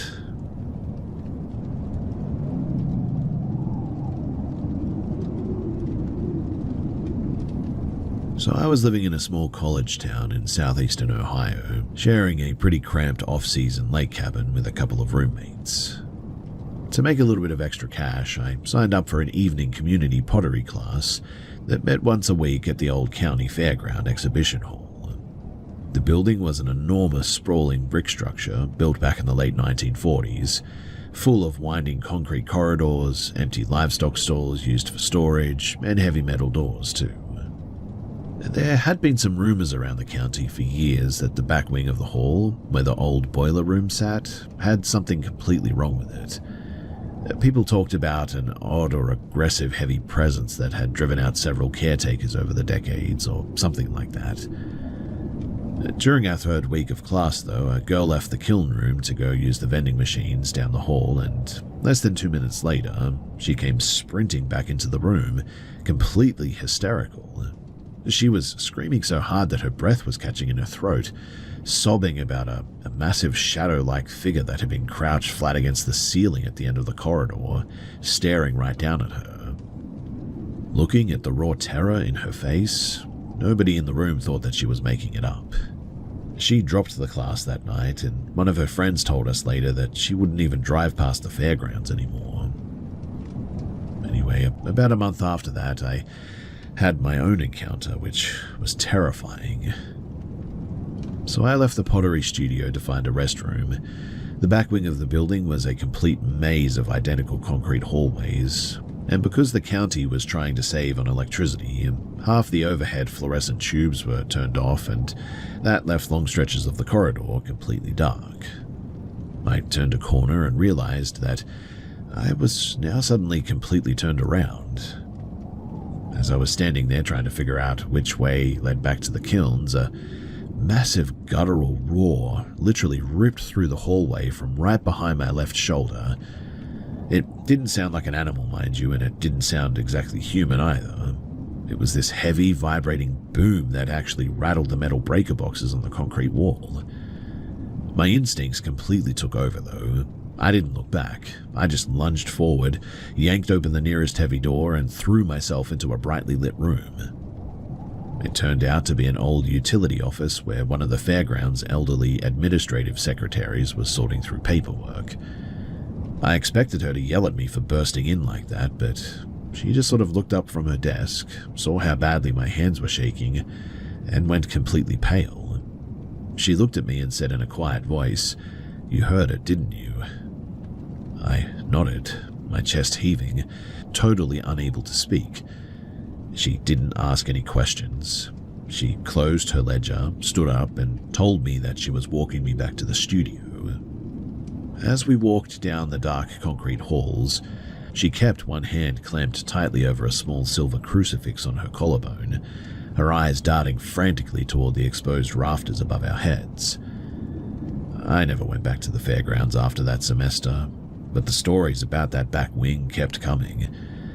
The next year, a local guy told me that he'd apparently been cutting through the fairgrounds late one night after his truck broke down on the county road, and as he walked past the high brick wall of the exhibition hall, he looked up and saw the distinct silhouette of a massive broad-shouldered figure pressed against one of the small windows. windows, nearly 30 feet off the ground, where there weren't any walkways or stairs or anything.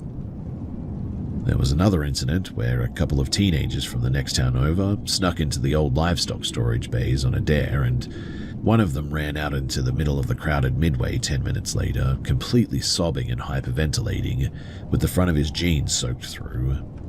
He was a pretty big, tough kid who played football for the regional high school, but he was completely reduced to a shaking mess, screaming that something had reached out from the darkness of the stalls and actually grabbed him.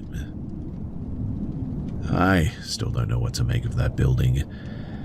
I like to think of myself as someone who needs hard proof before I believe in anything strange, but when I remember the physical weight of that roar hitting the back of my neck in the concrete maze of that place, it makes me realize just how little we actually know about what's left behind in the dark.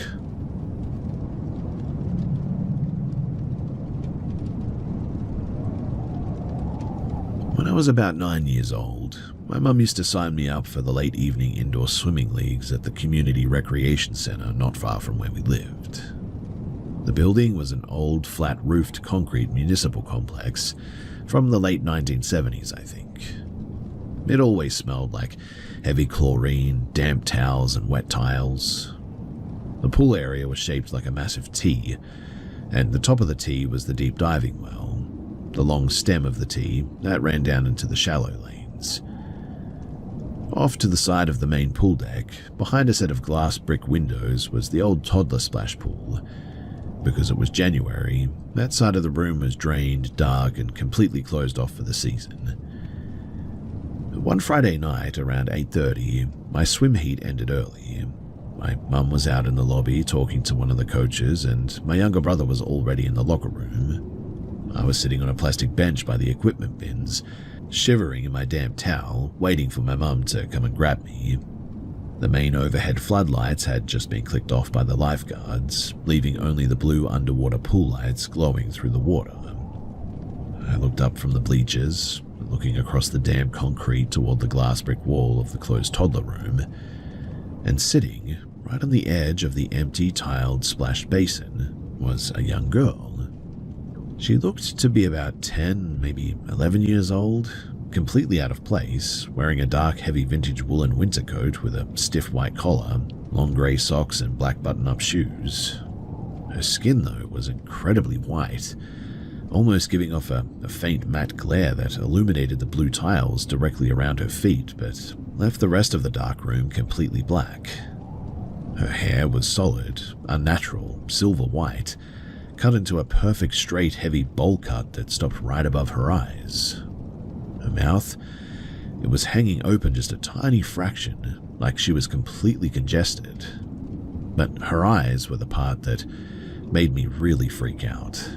They were huge, way wider than any normal kid's eyes. They weren't human. They were a bright yellow, glassy sort of green, with thick vertical black slits for pupils, exactly like a cat's eyes. She wasn't blinking, she was just staring straight through the glass bricks directly at my bench. My 9-year-old brain just completely freaked out. In that weird, stubborn way that kids handle being terrified, I also decided that if I just walked over to the drinking fountain by the locker room doors, which meant walking directly past that glass wall, everything would go back to being normal. So I stood up on the cold concrete and took a step forward. The second that my bare feet hit the wet tile, this bizarre sound started echoing off the walls. It sounded like the distinct sound of sneakers squeaking on the tiles, but it was coming from everywhere. As I edged along the wall toward the fountain, I looked deeper through the glass bricks, and behind the cat-eyed girl, other shapes were moving in the dark, and they were in the empty basin. There were 2 young boys, completely blue and semi-transparent, tossing a heavy rubber playground ball back and forth. To their right, a third blue see-through girl was sort of skipping rope on the dry tile, and that's when I noticed that, from the knees down, their legs just dissolved into grey mist. The girl on the basin edge didn't turn her head, but those vertical black pupils tracked me perfectly through the glass as I shuffled by. The noise was now ringing in my ears so loud that it made my head hurt too. I finally reached the stainless steel fountain and hit the button. The sharp, loud hiss of the waterline pressure instantly cut the noise. The entire facility went dead silent. I took a fast gulp, trying to convince myself that I was just seeing things because I was so exhausted from the swimming laps. I let go of the button, and the moment that the water stopped running, that same heavy sound came back again, screaming into my ear, louder than before. I snuck a look over my shoulder. The silver-haired girl was still sitting on the tile edge, those eyes burning right into my face while the transparent blue kids kept throwing the ball behind her. I didn't turn my back again. I literally walked backward all the way to the locker room doors, keeping my eyes locked on those vertical slits until I burst through the heavy plastic curtains into the bright, normal lights of the changing area. After that, though, I refused to go back to that recreational center and started attending somewhere else with my mum. In the end, too, they ended up tearing the old pool wing down a few years later. But to this day, whenever I hear the squeaking sound of sneakers, my skin just absolutely crawls.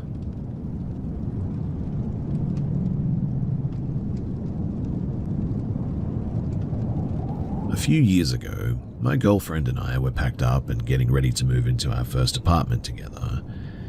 The house that I was leaving was a completely normal, two-story colonial, split-level, built in the early 2000s. It wasn't some ancient historic property or anything, just a standard drywall and siding suburban home, really.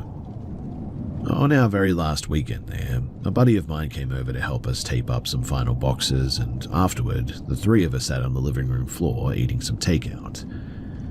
Around 11:30, my friend stood up to head home, and he was completely practical, a stubborn guy who laughed at anything remotely strange or superstitious.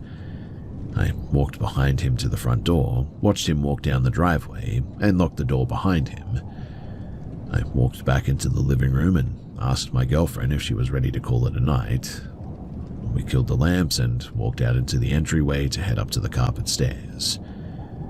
Right as she started telling me what time that we needed to wake up the next morning, a weird vibration sort of echoed from the top landing. I grabbed her arm and told her to freeze. We stood dead still in the hallway, listening. A second later, it happened again. 3 distinct heavy hand claps snapped through the drywall from the empty master bedroom upstairs. My girlfriend's first instinct was that my buddy had somehow snuck back inside through a window, or that he had never left really, and that we were playing a joke on her. But before she could even call his name, the exact same 3 claps boomed out from the dark ceiling right above our heads. Our stomachs completely flipped. We didn't even grab our shoes. We just yanked the front door open, sprinted out into the driveway, and slammed the door behind us. Standing under the streetlight, my girlfriend was still hyperventilating and insisting that my friend must be hiding in the attic somewhere. He only lived about a 5-minute walk down the block, and he'd only been gone for maybe 90 seconds, I would say. I pulled out my phone with a violently shaking hand and I called him, begging him to turn around and come back. Because he was such a skeptic, he thought that I was totally full of it and complained that he was too tired to play games. But I was practically screaming into the receiver, so he finally grumbled and agreed to walk back. While we were waiting on the street, the silence of the neighborhood started making us sort of second-guess ourselves a bit too. We began wondering if it was just the water heater popping or the house settling or something. To prove it to herself, my girlfriend stepped onto the porch, cracked the front door open an inch, and shouted up into the dark stairwell, "If there's someone up there, do it again." Without a single millisecond of delay, the house answered. 3 sharp, deafening claps, rattling the front glass. She literally slammed the door and backed into the yard just as my buddy rounded the corner. He walked up looking completely annoyed, convinced that we were just trying to freak him out.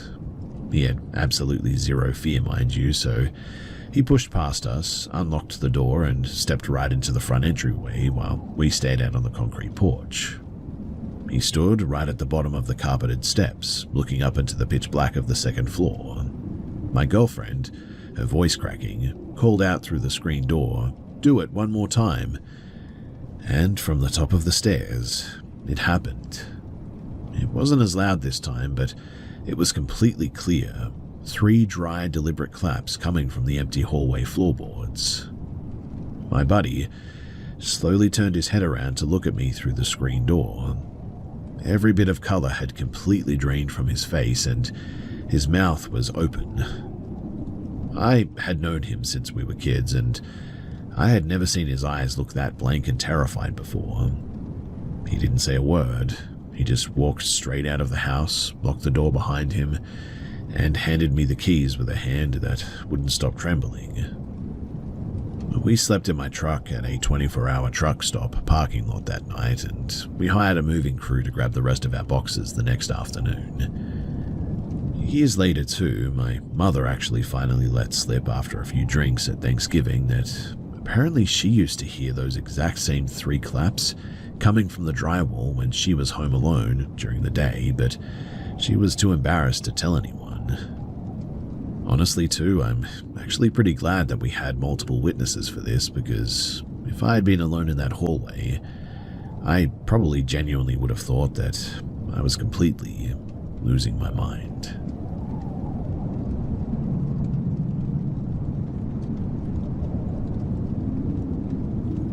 Back in 2023, I was completely overwhelmed. My marriage had abruptly ended in a messy, exhausting divorce, and right as I was trying to find a new place to live, my older sister fell severely ill with a chronic respiratory condition. She lived alone in a small, damp rental townhouse in New Jersey, so I packed 2 suitcases and moved into her living room couch to help manage her medications and take care of her full-time. Almost the exact day that I unpacked as well, the layout of that townhouse started feeling just suffocating. My sister, who was confined to her upstairs bedroom most of the day, kept complaining about a weird scratching sound inside of her walls. She said that she could hear a low, flat voice muttering her name from the vents as well, and I tried to stay rational, telling her that she was just having vivid dreams from the heavy steroids that her doctor prescribed, but I was secretly a little bit scared of breaking down myself, I guess. Then, less than a week later, it was my turn. But the worst part was that it actually happened at 1 p.m. on a bright, sunny Tuesday. I had finished running a load of laundry down in the basement and walked up to the second floor to check if my sister needed any water. The sun was streaming directly in through her bedroom window, hitting the carpet, and the moment that I crossed the threshold, my jaw sort of locked tightly, because standing right at the foot of her mattress was a woman dressed in an oversized black winter coat. I could see her face perfectly in the daylight. Her skin was a dull, waxy gray, and her eyes were absolutely huge, wide open and bulging forward so far that it looked like the lids couldn't possibly close over them. She was staring directly at my throat too, which was weird. I completely froze, losing the ability to draw air or even make a sound for a moment. Out of pure frantic survival instinct, I think, I slammed both hands over my eyes and started repeating a random childhood prayer out loud, my voice shaking uncontrollably. I stood there blind for a full 60 seconds, and when I finally dropped my hands, the space by the mattress was empty. My sister was still resting quietly. 2 nights later, though, the physical escalation started.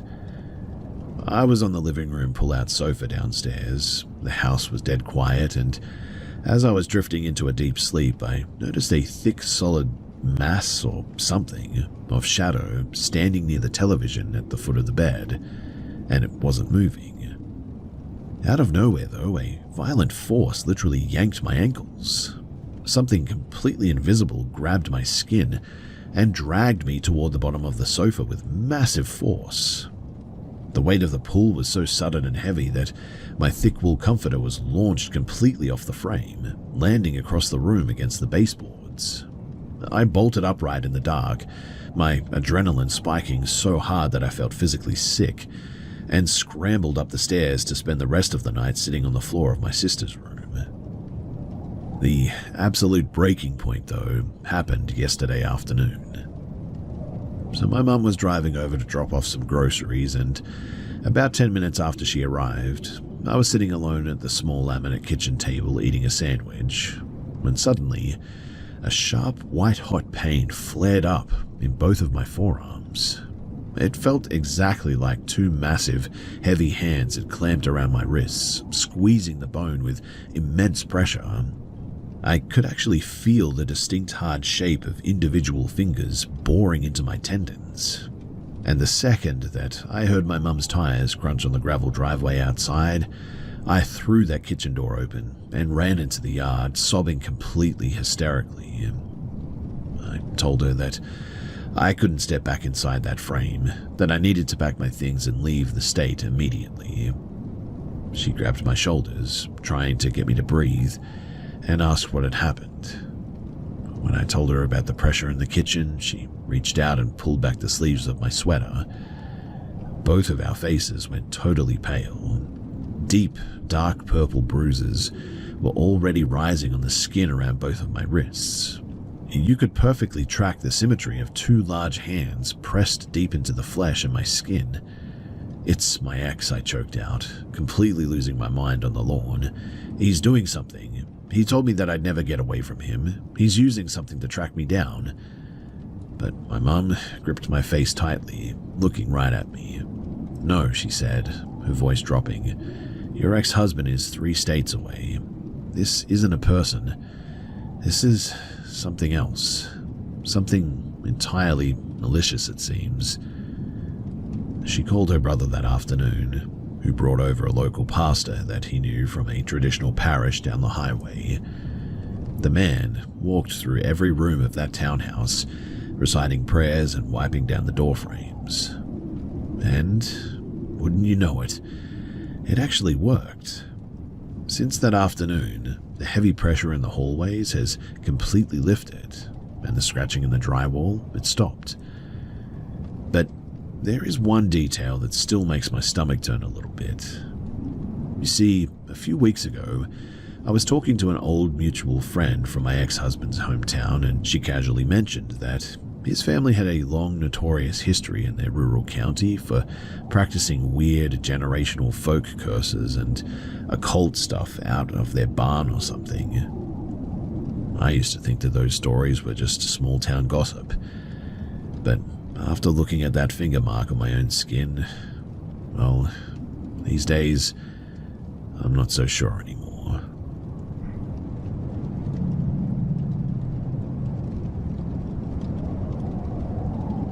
In 2018, my mum, my twin sisters, and I were on a driving trip through eastern Pennsylvania, checking out a bunch of historical spots and local antique markets. We ended up taking a detour down a long 2-lane county road outside of Bethlehem, passing through an old semi-abandoned industrial limestone quarry site that had been turned into a nature reserve many years ago. The three of us always had a weirdly identical sensitivity to certain locations. We'd occasionally pull up to an old building or maybe a trail and all feel the exact same sort of unexplainable feeling. So we generally knew when a spot had a bit of a bad history. This site was completely empty when we pulled our car into the gravel turnout. At the edge of the walking path stood a small rusted steel memorial marker dedicated to a young local worker who had been killed in a machinery collapse back in the early 90s. It had a small faded color photograph of the guy attached to the metal behind a cracked piece of plexiglass. I was the first one to walk up to this marker, and the second that my eyes focused on the face in the photo, a sudden white-hot agony flared up in my right shoulder. It was so intense and physical that my breath caught completely in my throat, and I collapsed sideways onto the gravel path, clutching my arm. For context, I had turned my rotator cuff in a bad fall a few years prior, and that joint had always been a bit of a weak point for me. My sharp yell immediately brought my mum running over from the car though, and the moment that she stepped within 10 feet of the metal marker, she stopped dead in her tracks, clamped her hands over her temples, and groaned. She was hit with a sudden violent migraine so severe that her eyes started tearing up. She staggered backward toward a wooden bench, and I managed to sort of limp over to join her, keeping my weight off of my right side. I looked back at my sisters, who were still walking up the gravel trail, and screamed at them to stay away from the clearing. But the younger of the twins didn't listen. She stepped up to the edge of the quarry fencing to see what we were looking at, and within 3 seconds, she doubled over, clutching her stomach. A wave of dry, heaving nausea hit her so quickly that she couldn't even speak. She had severe gastrointestinal issues since she was like a toddler, and she said that it felt like her stomach completely knotted itself into a ball. My mother as well had cluster headaches as a bit of a problem as well, so it seemed like it was a total coordinated physical assault on every single one of our pre-existing bodily weaknesses, happening in the exact same geographic radius and in the exact moment. We didn't say another word though. I helped my mum back to the passenger seat, my sister crawled into the back still clutching her stomach, and we peeled out of the gravel lot as fast as the car would go. By the time that we hit the state highway about 20 miles away, the physical symptoms had vanished from all three of us just as quickly as they had arrived. I actually drove back through the same county road alone about a year ago in 2025. I parked my car, walked right up to the rusted steel marker, and stood there for about 10 minutes. The air felt totally light and the sun was warm, and I didn't feel a single thing. Whatever heavy, hostile energy had been anchored to that gravel clearing had completely broken loose and, well, seemed to have moved on.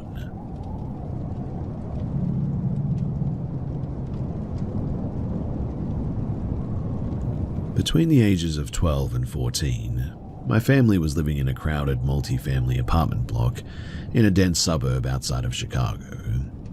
My bedroom was a narrow, low-ceilinged room at the very back of the flat, right up against the service stairwell.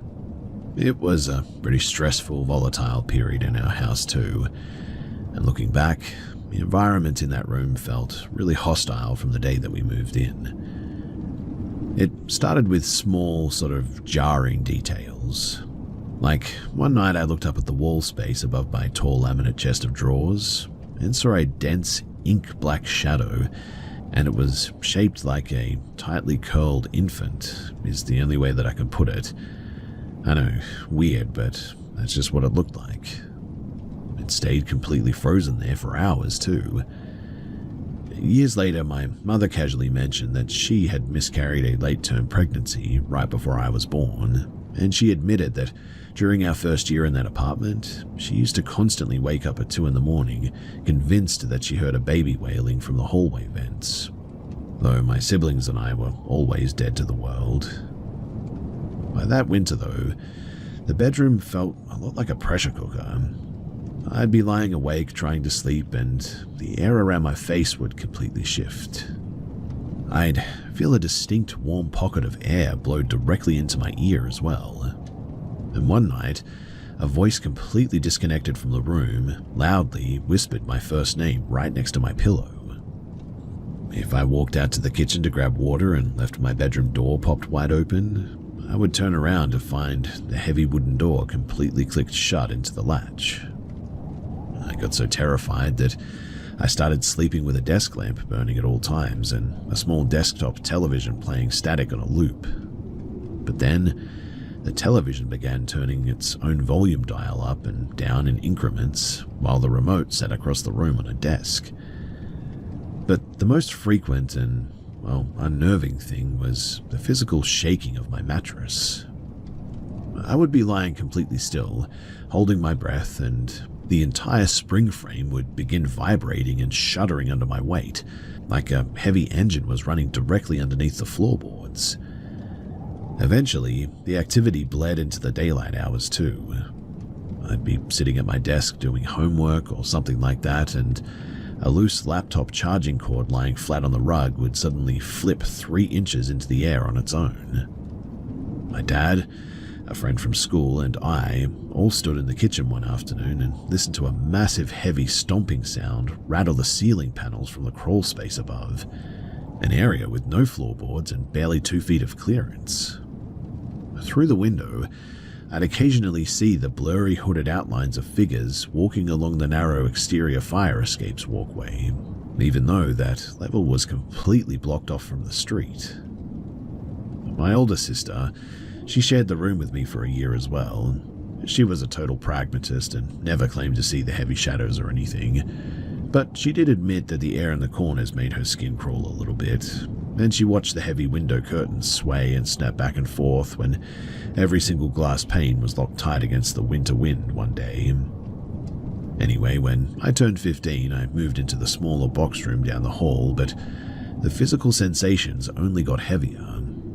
I started experiencing severe, terrifying bouts of waking paralysis. I would wake up from chaotic nightmares, completely locked into my own body, unable to even lift my chin, watching the room grow unnaturally dark. And every single night, without fail, that heavy vibration in the mattress would start up again, a shuddering that absolutely terrified me now. Now I'm in my late 20s. I live in a regular modern apartment complex in the city, but the mattress vibration has recently started up again over the last few weeks. I've been going through an incredibly stressful, emotional, draining situation with someone in my personal life, and I'm barely getting 3 hours of broken sleep at night. When I was a teenager, I actually went to a clinic to see a neurologist about the shaking, convinced that I had some kind of inner ear disorder or a neurological glitch or whatever. They ran a battery of tests as well, but every scan came back completely clean, and I've never had any history or diagnosis of clinical sleep or mental health disorders or anything. Because the physical shuddering in the mattress always returns during periods of intense emotional stress, it makes me look back at that entire chaotic childhood apartment with a lot of questions. I had a very difficult, unstable upbringing, and my memory of those years is incredibly hazy from the trauma of that household. When I was even younger, I remember being terrified because the faces in my wall posters seemed to distort, or I'd see phantom bugs tracking across the wall that vanished when I hit the light switch. It makes me wonder, though, if a person's nervous system, when subjected to extreme stress or trauma at a young age, can project that internal pressure outward into physical symptoms of some sort, or if certain environments are just inherently broken and some of us are wired to feel whatever that is.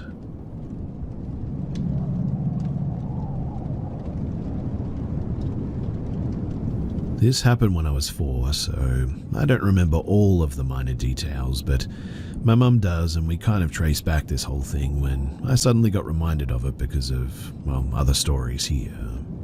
I'll try my best to explain and add the bits from my mum's memory, but bear with me. So we used to live in a very rural area at the time, and we owned a small farm. Most people in that area had their own farmlands, but the houses were located about 5 miles away from the area where all the farms were. It was the time when we had only one cell phone that my father used to keep with him all the time, and no landline at our house. There was a public telephone booth 2 blocks down that a lot of people in the neighborhood used, though. Now, it was around summer, I think. There was this group of gypsies, and they were notorious for stealing the crops and would also rob people occasionally, especially women working alone at the farms. My father had a regular job besides managing the farm, so he'd leave very early and would be back late at night. Normally, my mum would manage the farms by herself, but since the gypsies were going through around and robbing people, she stopped going there for a while, and I was also very young then. Most people in our neighborhood, they worked at their farms starting early mornings till evenings, so our neighborhood was pretty desolated during the daytime, except a few people like 3 or 4 blocks down to our house. Mum was always very careful about locking the main doors and the windows, so there wasn't too much to worry about. My Gramps, from my mum's side, he was visiting us one of these days, and he's like a very tall, big guy.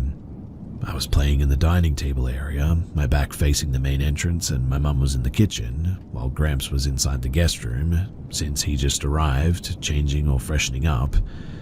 The thing though is that my mum forgot to lock the main entrance after Gramps came in and had no idea about it.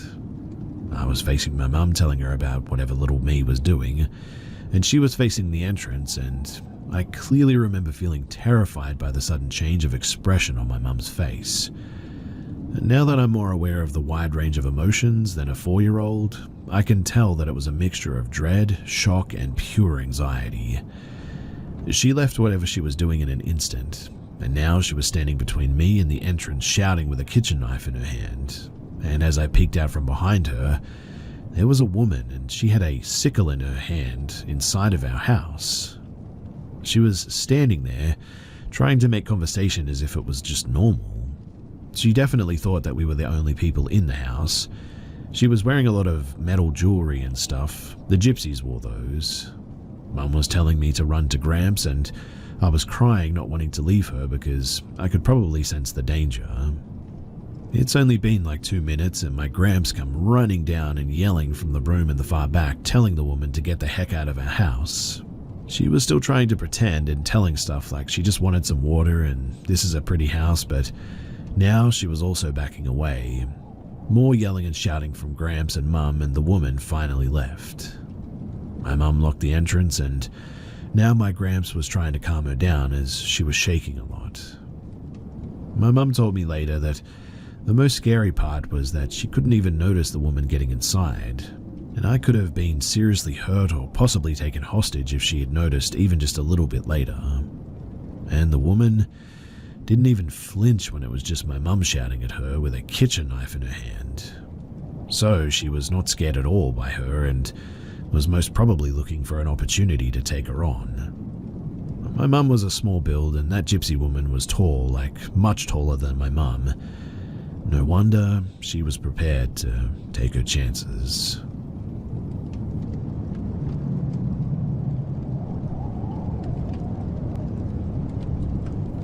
For some context, I'm a 25-year-old male, and this happened when I was about 13. Yes, it's been a long time since it happened, but my family and I still talk about it to this day, as it involved all of us. And while we still do talk about it, I unfortunately have a hard time remembering the exact dates and some parts of it due to some head trauma. So that means some of the finer details I just cannot remember at this moment. But I know that this happened sometime during the year of 2012. I think it happened on our way from Washington to Oklahoma. We had made this trip several times, but I cannot remember if it was on our way to Washington or from Washington that year. But basically, we had been on the road all day. It was night, the sun had already set, and everyone was tired. But we had 2 cars to fit everything. Me, my sister, and my mum rode in the SUV, while my brother and his girlfriend at the time, now wife, rode in the small 4-door car. We had been on a long stretch of road surrounded by pine trees on both sides. The GPS said that we wouldn't reach another town for a good few miles, but there were lights just down the road, and so we thought maybe the GPS needed to be updated or something, because some small towns tended not to show up on these at the time. I don't remember the name of the brand that we had, but you sort of stuck it to the car window, plugged it into your car, entered the address, and picked your route. We usually took the same routes every time, depending on the time of year. And I don't remember which route that we took, but it could have been during the summer or fall, but I could be wrong about that. In any case, we knew the routes by this point, and we really weren't expecting this town. We came closer, and my brother called my mum, and the conversation went something along the lines of saying that he was getting tired and his girlfriend was already asleep or something, so she couldn't drive.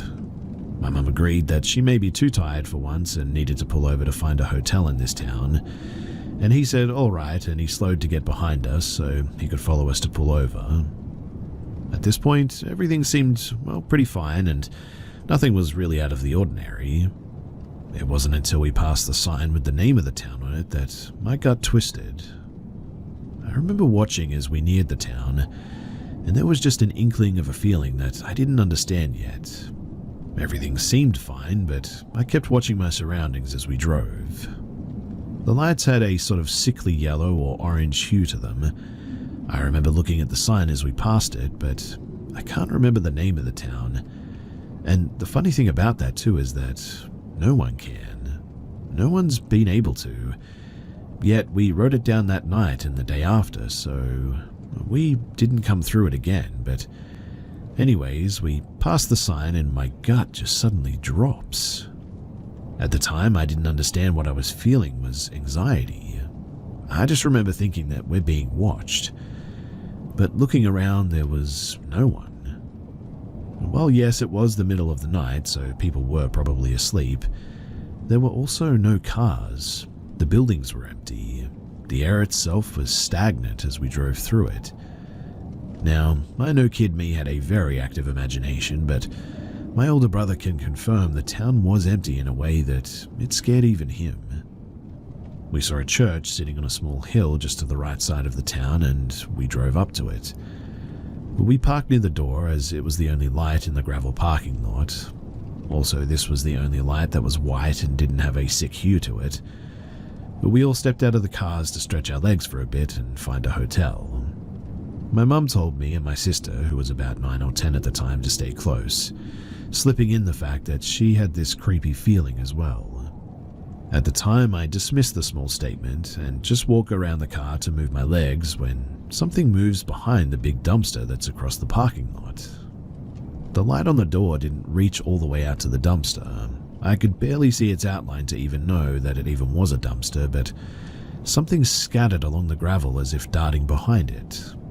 My mum hears this too and orders me and my sister to get into the car. I stood, staring for a moment before walking backwards to the car. For whatever reason, I didn't feel like turning my back to it. We waited in the car as my brother had his girlfriend get in the car and walked my mum to the SUV and helped her put the address in for the GPS. Once it was set, he got in the car and we drove off. And for some reason, I just couldn't get myself to look back at the dumpster as we drove off. We drive through the town and again, everything seems eerily empty and clean. There was no litter, no trash, nothing that suggested life besides the streetlights that were on. We head to the edge of town, following the GPS, and turn onto this gravel road that led down into a giant opening surrounded by thick, dense woods. In said lot was the motel. And I don't mean the fancy sort of hotel and motels now. No, this was a 2-story L-shaped building with about 30 to 40 rooms and a check-in maybe. There was a separate small building just to the side of the hotel rooms. It only had one light in the lot besides the small ones above the doors, and this light was a hollow white. We pulled in and my mum called my brother and said to stay in the car, that she was going to go and talk to whoever was inside. Now, here's where things get a little tricky. The building was small, but the windows were huge. We could see inside enough to watch our mother go in and talk to the guy at the counter. But here's the thing. Me, my sister, and my brother all saw different things. When our mother went in, I saw her talk to an old man who had a thin, frail stature and a permanent scowl. He seemed old and weary and sort of miserable, I guess. His eyes were slightly sunken in and his skin slightly pale and hanging slightly. My sister says, though, that she saw a young man who seemed nervous and annoyed, dark hair and deep eyes. But my brother says that he saw a middle-aged man who was aloof and uncaring. He had a beard and dark hair. I cannot remember all the details they gave me, but I knew the main differences. When our mother came out, she got into the car and waved for my brother to follow. We parked in front of our rooms. She had gotten 2 rooms side by side. We were told to only bring in the essentials for the night because, well, she doesn't want to stay any longer than necessary in the morning. We all agree and grabbed as little as we needed, and we headed into our rooms. My sister and my mother and I stayed in the right room, while my brother and his girlfriend stayed in the left. My sister had asked to take a shower, and of course our mother went to help get it ready as my sister wasn't sure how this one worked.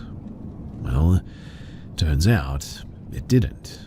The water just wouldn't turn on. So she calls my brother and explains, and of course he comes to get her so she can shower in theirs, and while they go and do that, my mum looks at the beds, realizing that I'm staring at them, and she goes, "You don't want to touch them either, do you?"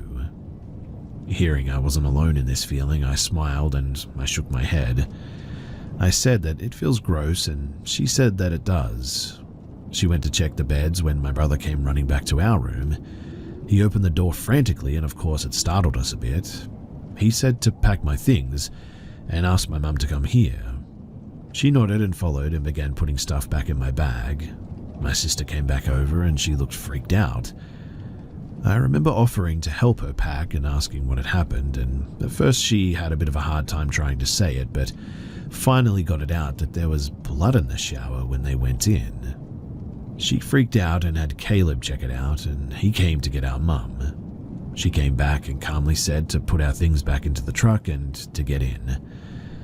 At that point, it really hit how bad this place felt. I began to panic, and I hurried to put our stuff in the car, and we got in, and my brother nor my mum wasted any time driving away, not even stopping to get a refund for not staying or telling them about the blood. We turned to continue going through the town onto the one that we knew about, and unfortunately, my brother needed gas. Luckily, as we get to the edge of town, like the rest of it is in our rearview mirrors, there was a gas station, but again, no cars, not even an employee's car. My brother pulls up to the pump and my mum pulls up to the one next to it, so we're all still together. We all jump out and go inside after my brother pumps his gas. At this point, we're all sort of awake, so we grab a drink and a snack and we pay for the gas. That all goes fine until we go back outside. We're all heading back to the cars, and my brother's girlfriend was in the car already. I was walking next to him, and I don't remember what we were talking about, but we were laughing some to kind of ease the tension, I guess, but, well, I'm standing next to him and he's putting the thing back to the pump, and something moves across the parking lot. Both of our heads sort of shoot up, and we're staring at a shed in the back corner, along with tall, intimidating trees behind it, when all of a sudden, two figures dart and run behind the shed. My brother slowly closes his gas tank without taking his eyes off of the shed, and he tells me to get back into the car. As soon as he says it, 3 pairs of glowing yellow amber eyes are staring back at us from beside the shed, yet taller than it. My brother yells for us to get in the car and that we need to leave. He books it to the front seat of his car as I jump into the truck, and he speeds off, my mum following after him. My mum is asking what happened because she didn't see that part, but luckily my sister had seen it also. We began telling her what had happened, and she called my brother. He told her the same thing, and she said that we'll never be coming through there ever again. After this, we drove to the next town and found a Holiday Inn, and we went there instead. We spent the next hour, I think, just kind of talking about what had happened, until we were all calm enough to finally get some sleep. Now, the next day I remember us trying to look up the town that we had gone through the night before, but we just couldn't find anything. We thought that maybe it just wasn't a well-known town, so we got our older maps and even asked the people that worked there about the town a few miles away, and nobody knew anything about it. They even said that there wasn't a town there that way for miles. Since then, it's had us all dumbfounded about it. Now, there's no point trying to find it anymore as we just cannot remember the name of it, like I said earlier. But it's still a deep enough rooted memory that we all talk about it still. It's not often, but it's like something we cannot forget, no matter how hard we try.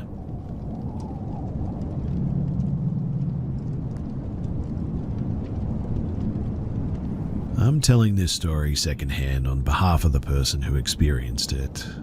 I was told this story in 2012, and it has stuck with me ever since. Now that I've recently found this place, I wanted to share this encounter with all of you. So the gentleman who imparted this story to me did so after a lengthy evening of enjoying beers at the fire pit in the backyard of his, at the time, Reading, CA home. He recounted the time when he was a teenager, living in a nearby town called Red Bluff. He had a girlfriend who lived within walking distance of his home, and he used to sneak out and head to her house in the middle of the night. He recalled how the road that he would walk to her place, it spanned a rural distance before reaching her neighborhood. On one occasion, he was making his way back home early in the morning after visiting his girlfriend. It was still very much nighttime as he was walking along the road. At this particular section, the road passed through the long, dark section of rural span, only to be momentarily lit by the infrequent passing of car headlights. It was dark and quiet as he walked when he noticed the sound of what must have been footsteps following behind him. He was immediately made uncomfortable by this. It was not uncommon for drugged derelicts and transients to be wandering at this time of night in this area. These would be characters that you would certainly not want anything to do with at this time of night, at this location especially. So he increased his pace, yet the footsteps seemed to remain just as assuredly behind him as before. His discomfort began to elevate to panic when suddenly a car was heading toward him on the desolate road. He knew as the headlights passed that he would have a chance to see who was following him. The moment came and he turned to see what this crackhead wandering in the night might look like, but what he saw was nothing of the sort. He explained to me what he could only describe as what looked like a large Great Dane walking upright on its hind legs. I believe that he did say that it looked like the creature had a snout, but he said the skin looked grey, pale and hairless, and it was very skinny, to the point where you could see its skeleton underneath. The most memorable detail that he kept recalling, though, was the way in which its ribcage protruded, just like that of a Great Dane, he said. The rest of the story is pretty short, but what he saw terrified him, and he started sprinting and didn't stop until he reached the nearest lit area that he could find, which was a random parking lot. He stood there terrified until the sun started coming up, walked the rest of the way home, and he never went down that road at night ever again.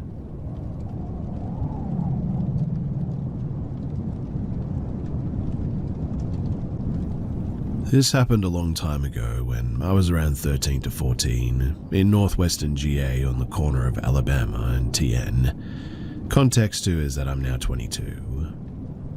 So I was at my stepdad's house, which is situated down a long driveway in the woods. There's a house just ahead of this, separated by a thin veil of trees, but no other houses or buildings for a good few miles on either side. And the woods in the back go on for a good while as well, so it's very isolated. I had taken my dog Jack out to pee. Rip Jack, he died a while back. And as I walk down the stairs of the deck with him, he stops and starts to growl, whimper, and it was all sort of directed towards the woodline.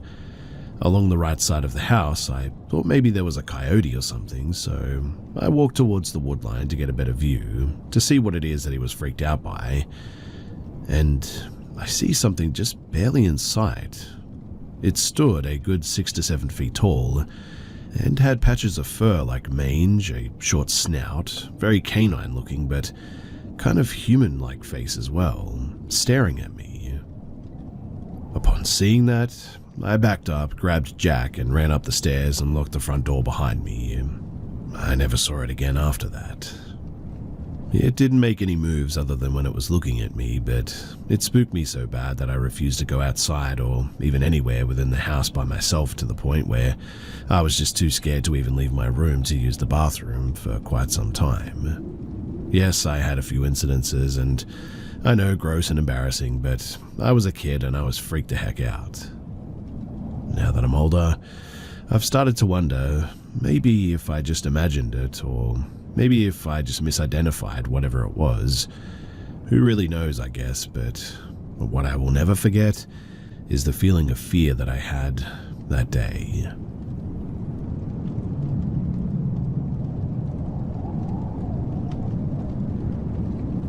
I was around 6 when it happened. My parents had tucked me in for bed. I live in a rural countryside, so nighttime is very quiet here, no sounds of cars or anything. It's usually very peaceful, and I was laying on my back when suddenly I heard the sound of long nails scratching the wood under my bed. The reason this incident sticks out to me is because I can still remember the feeling of my heart dropping out of my stomach and feeling paralyzed with fear. I was about to call out for my parents when my dad crawled out from under my bed and stood up in the dark just looking at me. He said, "You forgot to say your prayers," then walked out of my room. I was understandably shocked. I didn't leave my bed afterwards, and I must have fallen asleep at some point. My dad would normally tell me to say my prayers before bed, so this seemed like something that he would say, but I have no idea what would possess him to hide under my bed. My dad denies ever doing this, but I brought it up numerous times over the years, and he has never admitted to doing it. I never really considered until recently, though, that he definitely doesn't have nails long enough to make the deep scratching sound that I heard. But what do you guys think? Maybe I fell asleep and had a vivid dream? I also considered that it could be something paranormal, but I don't know. To answer a few basic questions, though, no, I can't remember if I asked my parents about the incident the next morning, but since then I have asked repeatedly over the last 20-ish years, and my dad has never owned up to it. I believe at this point, though, that my dad couldn't have done it because, well, one, my dad likes scary stuff and would absolutely take credit for a prank that scared me so bad like that.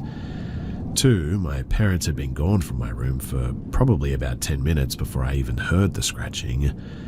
It's possible my dad could have stayed behind, but he could not easily fit under my bed without me noticing, that's for sure. Three, he's not really a drinker, so I doubt that he was passed out on the floor or anything. I'd like to believe that it was just sleep paralysis, like many have theorized. However, that would be my one and only time experiencing it, so that's a bit odd, right? There's definitely a chance that it could have been something more sinister, and it's something that I hope to never, ever encounter again.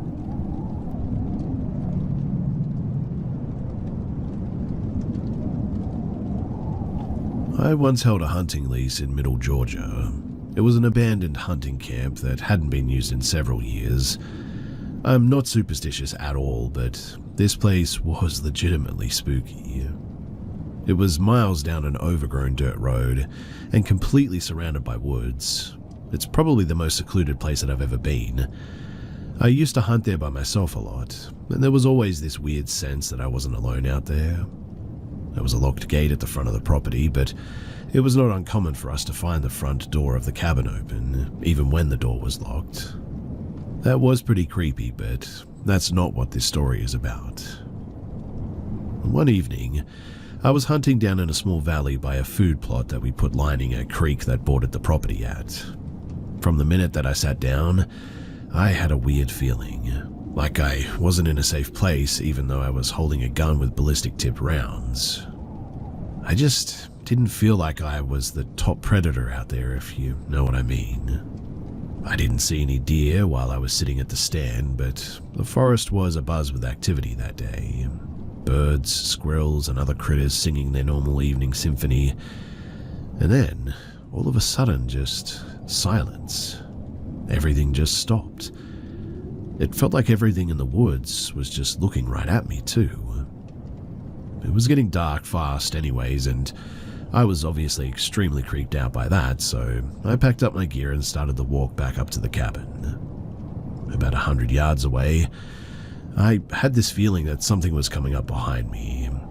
I spun around and pointed my rifle back down the pathway towards the food plot, and that was when I saw it. There was something standing in the middle of the path. It wasn't a person, but it didn't look like a deer or anything that I've seen before. There was hardly any light to make out any features, but it almost looked like some kind of bipedal deer or something. It was just standing there, staring at me too. I quickly made my way back up to the cabin, packed my stuff up, and I just got out of there. I just let the lease run out, and after that, I never went back there.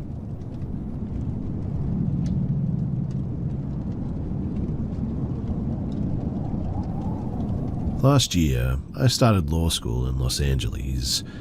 I have never lived in a big city before, and I was really excited to be in a massive city with over 4 million people.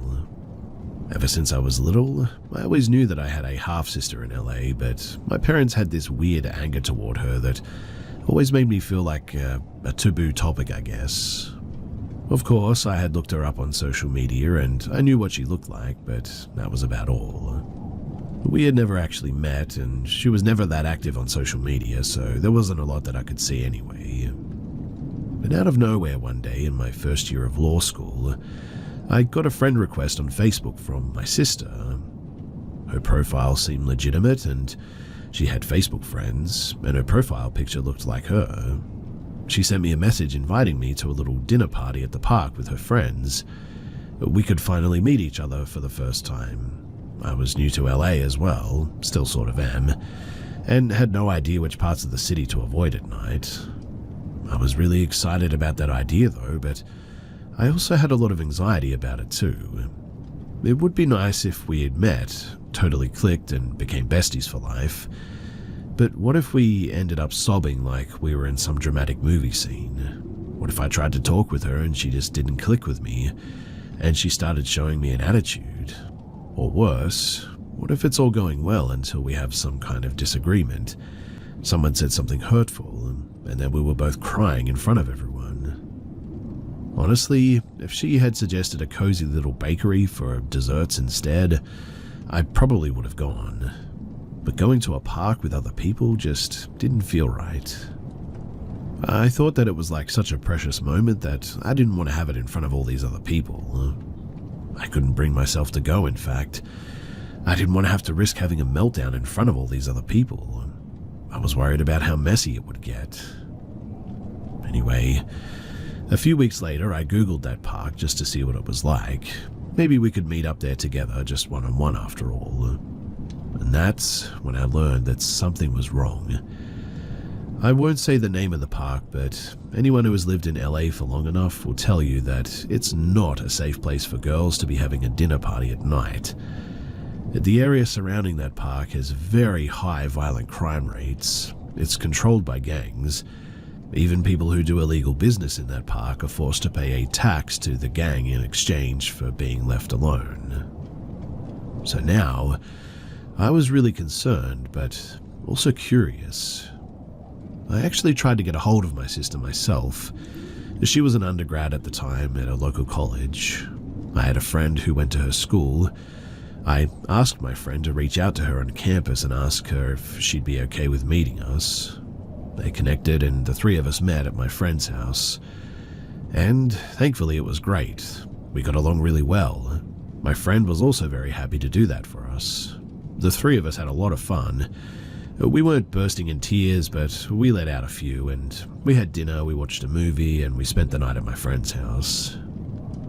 Now, when I told my sister about that whole thing, she said that she hadn't used Facebook since like high school. So clearly somebody was impersonating her. I would have told her to have reported the fake account, but unfortunately, it had already been deleted. She knew that she had been impersonated on social media though. Another one of her friends had been scammed by someone pretending to be her, and it was some scheme involving fake concert tickets or something like that. Someone though had been impersonating my sister. They knew that I was in town, and they literally tried to lure me into one of the most dangerous parts of LA at night. I still have no idea what their actual motives were, but I don't know if I even want to find out, to be honest. I mean, that's a very, very scary thought. Meeting my sister after all these years was a beautiful thing, but the whole backdrop, it was terrifying.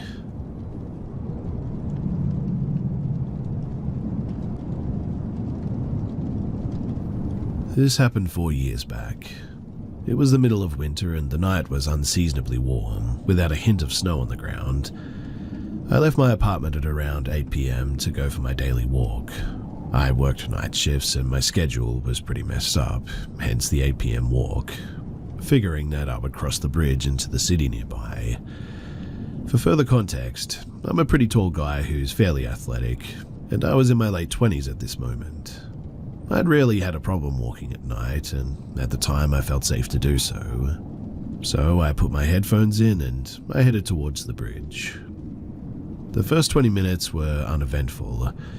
I passed by old houses, a subpar Mexican restaurant, a really good Mexican restaurant, a sketchy gas station, and some newly built upscale apartments. And finally, I was at the river, enjoying the view of the bright lights over the dark flowing water, not yet frozen. I crossed the bridge into the city and hit a crosswalk button at a four-way intersection, and then noticed someone standing on the corner opposite, the only other soul I'd seen outside of that night. Seemingly, she was doing nothing, and I assumed that she was waiting for an Uber to come and pick her up, since she didn't seem to be waiting for the light to change. The street, ordinarily busy during the daytime, was now silent.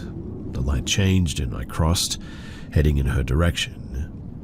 As I neared her, I noticed that she would cast glances in my direction and then sort of look away, almost sheepishly.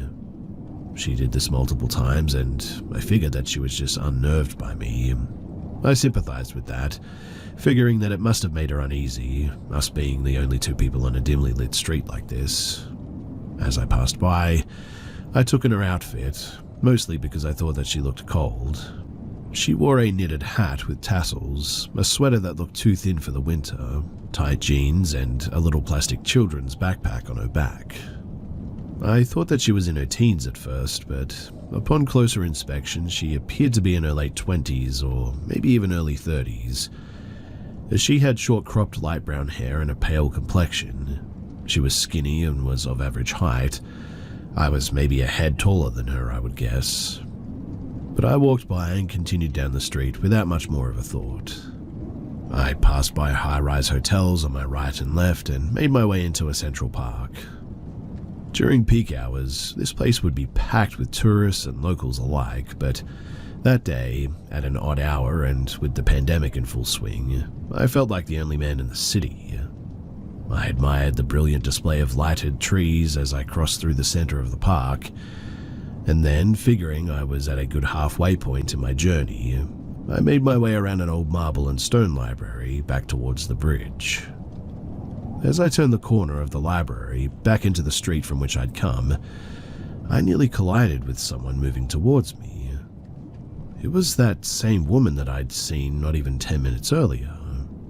My noise-cancelling headphones were still on, so I pulled down one side and said something by way of apology.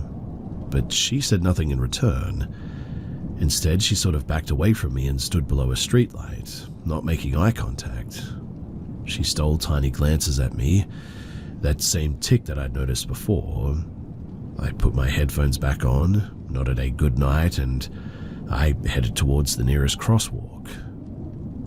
Reason told me that she must have been headed in the direction that I'd come from, since we'd nearly run into each other headed the opposite ways, but some part of me whispered that she wasn't headed that way. And sure enough, when I turned to look, she was trailing close behind me, her strides surprisingly long and energetic.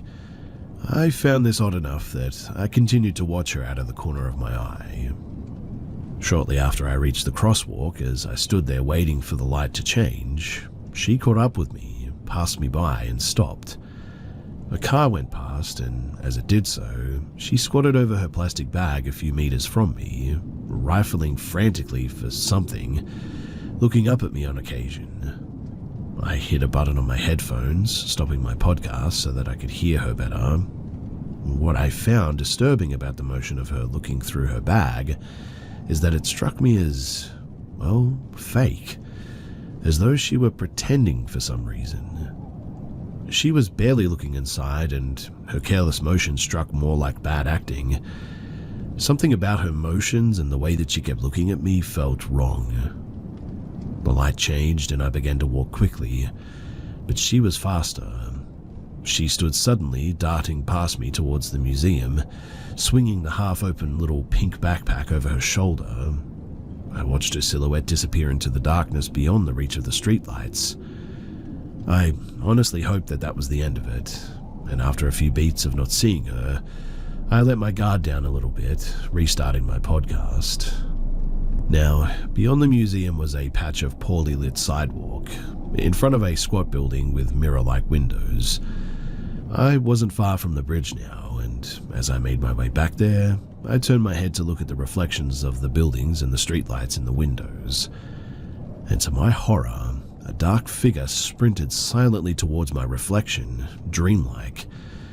I'm not sure why, but maybe out of sheer confusion, I turned to meet her as she hurtled towards me.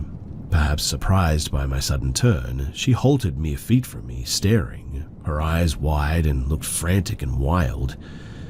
She kept looking at my arms, then back at my face, as though almost sizing me up. My accidental bluff had worked, and in the darkness, I suppose I must have looked more prepared to fight back than I felt. But she gripped something small tightly in one hand.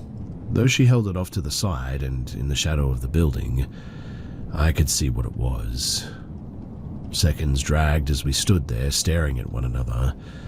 Immobilized by fear and confusion, I waited for her to make some move, to attempt to use whatever object she held in her hand. And just then, to my enormous relief, a car trundled slowly past us. A bit of my strength returned, and over my blaring podcast, I felt more than heard myself shouting at her, "What do you want?" No reply. I slowly backed away from her, expecting her to move, but she just watched me, that same intense look on her face. I took another step back, then another, steadily backing away from her until I felt confident enough to turn and carefully walk away. As I reached a better lit area, I began to move more quickly, all the while keeping my eyes trained on her shadowy form. She stood there for some time, statuesque in fact. Then, abruptly having spontaneously abandoned whatever plan that she may have had for me, she turned from me and, without looking for traffic, she crossed the street with long strides and disappeared around the corner of a building. Something about the casual air of it, though, just really disturbed me. I kept my eyes trained behind me on my walk home, afraid that she would follow me. The bridge was well lit, and I saw no sign of her, knowing that this was the only way for her to follow me and keep up on foot. I breathed a sigh of relief. I saw no more cars headed from the city, no more pedestrians out walking. Thankfully, nothing happened after that. I'm not sure why, but I didn't call the cops that night. I still regret having not called, despite my roommates insisting that I do so.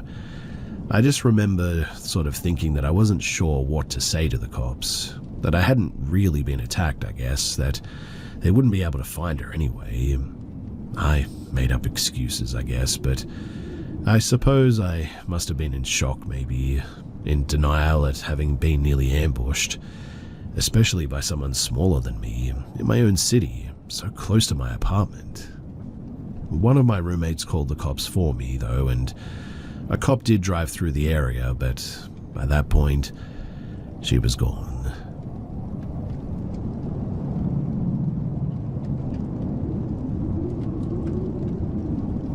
So I live in the southwest of the UK, and years ago, when I was around 17, this would have been about 15 years ago, I think, I got kicked out by my mum, who I was living with, because we had an argument. I wandered the streets that night, trying to stay awake. I asked friends if I could stay with them, but that wasn't an option, unfortunately. At the time, I lived in a relatively new suburban area, so I decided to walk into the nearby woods that overlooked some farmland, hoping to watch the stars and find a place to sleep. This was at around 2 a.m. There was a large wooded area near some flats, and I crawled through a thicket which led to an open space. As I walked through, it was pitch black, and I thought that this would be a nice, safe area to try and sleep at. As I lay down, suddenly I heard footsteps, though. They sounded heavy and loud, and it sounded like they were circling me. I froze and asked if somebody was there. The footsteps got faster and faster, pacing around me. Then I heard a deep growl, and whatever it was, it sounded big. I panicked and ran away through that same thicket and back onto the street. At the time, I had about £100 in my bank account, so I wandered to a nearby hotel to see if I could get a room, but they wouldn't let me in. I was cold, desperate and scared, so I walked to a nearby 24-hour shop, bought some snacks, a torch, and I made my way back to the thicket, and this time I was armed with light. When I returned to the woods, I heard the footsteps again. I quickly turned on the torch, shining it all around, looking for where the footsteps were coming from, but I couldn't see anything. Then I heard the growl again, and it was deep and reverberating. It sounded like it was right next to me. I could hear it, but I couldn't see it, but whatever it was, it sounded big. And no matter how much I shone that torch around, I just could not see what was making the noise. I ran away to a nearby bus stop, and I spent the night there awake but scared, and spent my night there too. The next day, I met up with a friend and I told her what had happened, and I wanted to investigate, so me and her went to go through that thicket and into that open place, and she was scared after the story that I told her, but it was daylight. I went in again and she stayed outside, but I heard the growl again, really loud and really close, but it was daylight this time and I could hear it but not see it anywhere. I know that this sounds crazy, but believe me, it scared the absolute living daylights out of me, and nobody believes what I witnessed, and really I don't blame them because I wouldn't believe it if somebody told me too. But if you have any similar stories, then please do let me know, because I would love to hear them and know that I'm not the only one who has experienced something like this.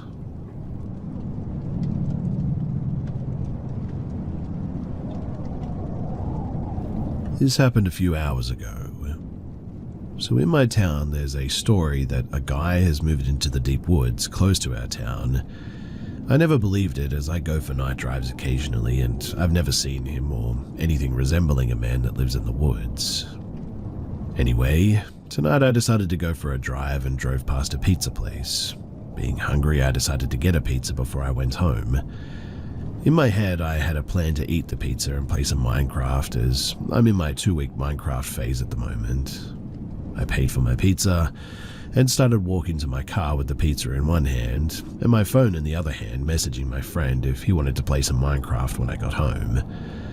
I look up from my phone to cross the road to the car park, and I see something under my car. It looks like a shadow or something dark. I put my phone in my pocket and pull out my keys. I unlock the car to scare off anything close to the car. I was thinking that it could be a cat or a dog just sort of hanging around my car, but when I unlock the car, nothing happens. No cat running away and nobody running away. The shadow looked like it was cast from the driver's side, so I was going to have to look at whatever it was, whether I wanted to or not to get in. I put my keys away and pull out my phone again and turn the flashlight on to see better in the dark. And as I turn towards the driver's side of my car, I see him. A dirty, naked man with big eyes staring right at me. He was crouched down trying to hide from me, and now, I don't usually get scared of anything really, but this guy terrified me. He looked like he had rolled around in mud and it had dried out his skin. His eyes looked creepy, bloodshot and kind of bulging out of his head, and obviously he was completely naked. I get startled and sort of jumped backwards out of instinct, dropping my pizza in the process. It falls out of its box and onto the floor. I start moving back slowly and shout at him to get away from my car. He looks up at me and then at the pizza, then back at me again. He tilts his head to one side and then jumps towards the pizza like a dog, grabs it, and starts running away down the road, and I assume that he ran all the way to the woods. I wouldn't know where he went as I didn't feel like following him, but he definitely was in those woods somewhere. I lock my car and run back to the pizza place, and I just stay there for a bit. The workers obviously don't believe me when I tell them what had happened, but I know what I saw. Once the fear subsides after a while, I realize that this guy just stole my pizza. Angry as I was looking forward to it, I decided to get another one and run to my car this time. I get in and put the pizza in the passenger seat, and then I just go home. Once I got home, I locked all of my doors and windows. I even locked my bedroom door as I feel a little bit scared still. I think that I'll be playing Minecraft until the sun comes up.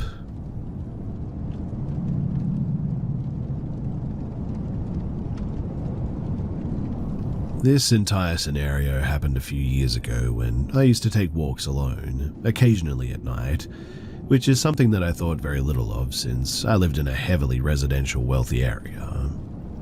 In other words, on the trail I'd frequent, houses were always within sight. On one such night, shortly into my walk, I see a figure walking a few 100 feet behind me, something that I knew immediately was pretty odd, considering it was around 10 at night at the time. At first, I discounted this thought, since it was a public trail, and they could have very well been doing the exact same thing as me, just going for a walk. I continued on for roughly 5 to 10 minutes or so before looking behind me once more, only to find the same person still trailing me. Keep in mind that at this point, I'd gone through a few turns by now on the trail, meaning that it was becoming more and more unlikely that this person just so happened to be going to the same location. I decided to take odd paths and directions, turning off into the gravel and weirder, more roundabout side areas, and they still followed me. By the time that I was reaching the apex of my journey, passing by the local park, they were maybe less than 60 feet behind me, a distance that they could easily have covered in seconds. It's then that I decided to call my family. I had researched for this, I knew what to do, and believe it or not, the call, it didn't go through.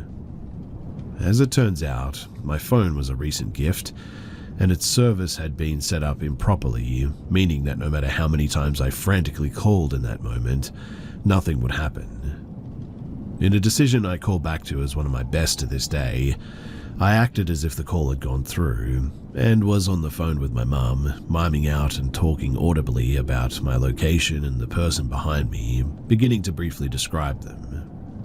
Even in the act, I wasn't able to really do so, but as I could never get a proper view of their face, as if it was somehow shrouded in something, I did my best with what I had. And sure enough, when I turned around again, they were nowhere to be seen. And not that they had turned off and walked in another direction, but it was as if they weren't there to begin with. Weeks later, my mum told me that a police officer had come into her work and warned about abductions that had been happening in our area, specifically for child trafficking and organ trade. Well, I count myself as very lucky, and whenever I leave the house now, I am very aware, only doing so during the day, while taking a large knife with me too. There was a point later on in that neighborhood that a car clearly followed me, turning around in a cul-de-sac where there was no logical reason for them to be except for me. But this was the most obvious example of, well, an attempted kidnapping.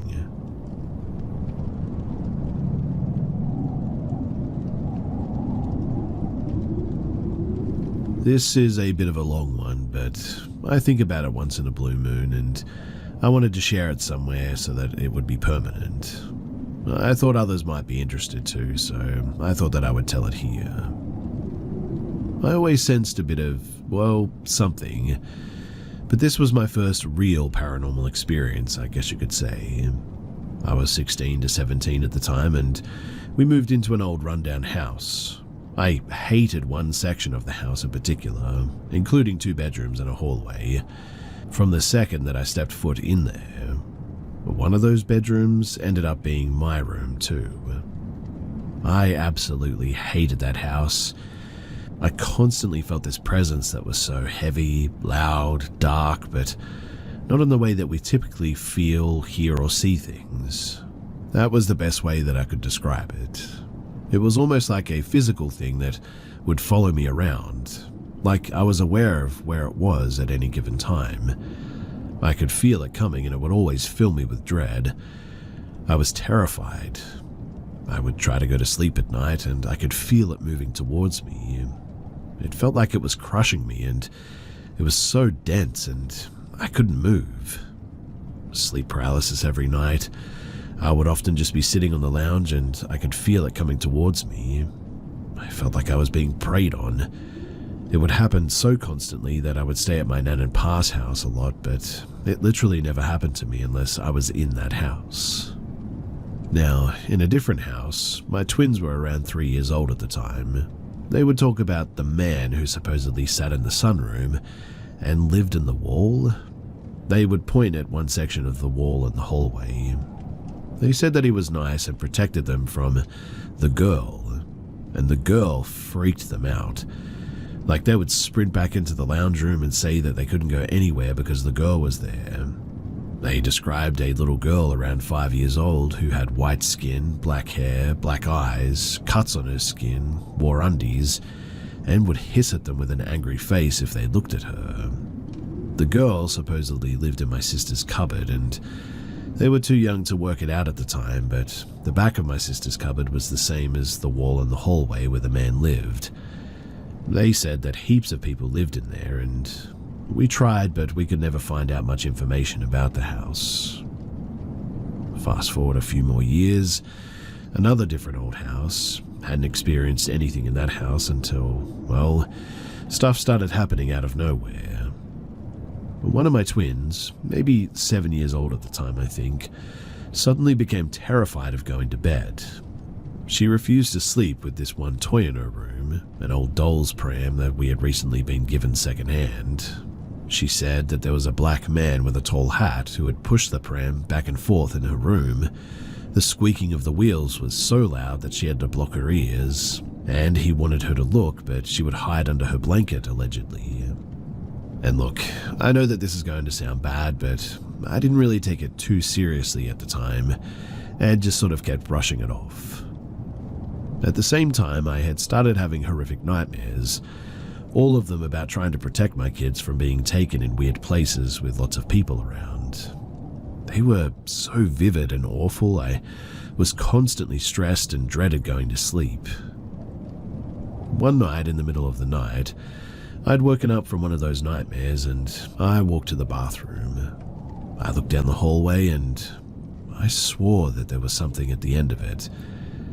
Maybe a little bit insane, but I said, if there's something there, then please leave. And then the light switched on. I was beyond shocked.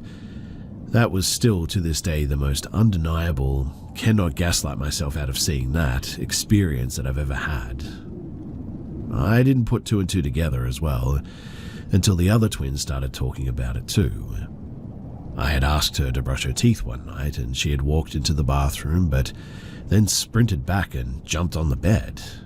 She said, "Mom, I know you're not going to believe this because it's not real, but it is," and then went on to explain the same top hat man who she said had been hanging around the house for a couple of weeks. She said that he followed her around and watched her while she was in her room or the bathroom. I asked if she had ever spoken to her twin about it, but she said no, so I called her in. The conversation that they had then was really creepy too, but fascinating to listen to. They were going back and forth describing the same experiences and agreeing with each other. I have no idea why they hadn't talked about it to each other until then, but everything kind of clicked into place then, and we were like, okay, this is weird. We need to sort this out. Ceremoniously threw the toy pram out the front door, and we tried out a bunch of hippie house cleansing stuff, and weirdly it just never happened again after that. Now, you're probably not going to believe this, but we were in yet another old house afterward. Super straightforward experience here, but I kept feeling a light, white, feminine presence around me, like I would see a white, cloudy thing out of the corner of my eye sometimes. It didn't feel threatening, so I'd just carry on about my day. Happened pretty often in that house too. On the other hand, one of my twins refused to sleep in her initially designated bedroom because of what she called the fat lady. One of the first nights we lived there, she came bolting out of her room screaming because the fat lady supposedly stuck her head out of the wall above her and screamed in her face. I didn't hear anything about it after the first week or two of living there, but she would not go back in that room. Just before I gave birth to my fourth child, I could feel this super positive energy around, like undeniably something there, almost like a physical thing that I could see and feel as a light, airy thing. I didn't acknowledge it to anyone, I just felt it there, but one day my daughter walks into my room and we're chatting for a sec. I could feel this presence in the hallway at my door but didn't say anything. As my daughter walked out, she paused for a second in the doorway, turned around to me and went to say something, but I stopped her, told her to wait, and I quickly wrote down what I had just been seeing or feeling, then told her that she could start talking. And yeah, she goes on to ask if I've noticed the white shadowy thing hanging around. I showed her what I had written down, and that one was a pretty cool experience. I don't know why, but I was always certain that it was my partner's nan. I'd never met her, but something was telling me that. And this is our current experience and what has prompted me to dig all of this up and share it with you guys. My pa died in April of this year, and a few days after his funeral, my son's toys started turning on when I'd walk past his room. I brushed it off as it was nothing really significant enough for me to mention to my sister, but just so I had it in writing, I guess I wrote it down. I didn't acknowledge it to anyone else. Since then, though, my son, 5 years old, has been talking about what he calls the magic in his room. He's constantly telling me about how the magic keeps moving his toys and taking out his books. I keep suggesting that maybe it's one of us moving his things, but he is adamant that it's the magic. He says that it wants to push my cars. It's like a person, but it's not because that's not real. Like the fairies and stuff. He has said that it's weird, but he doesn't seem scared by it or anything. And well, if you've gotten this far, then thanks for listening. I don't blame you if you think that I'm insane and full of it, or both. I honestly don't put too much thought into all of this in my day-to-day life. Just a little bit of a collection of unexplained experiences that I've had, I guess. I have no idea what to make of it all, but it's definitely opened my eyes to the other side of, well, life, I guess. I hope that there's a God because, well, I have a lot of questions for him when I die.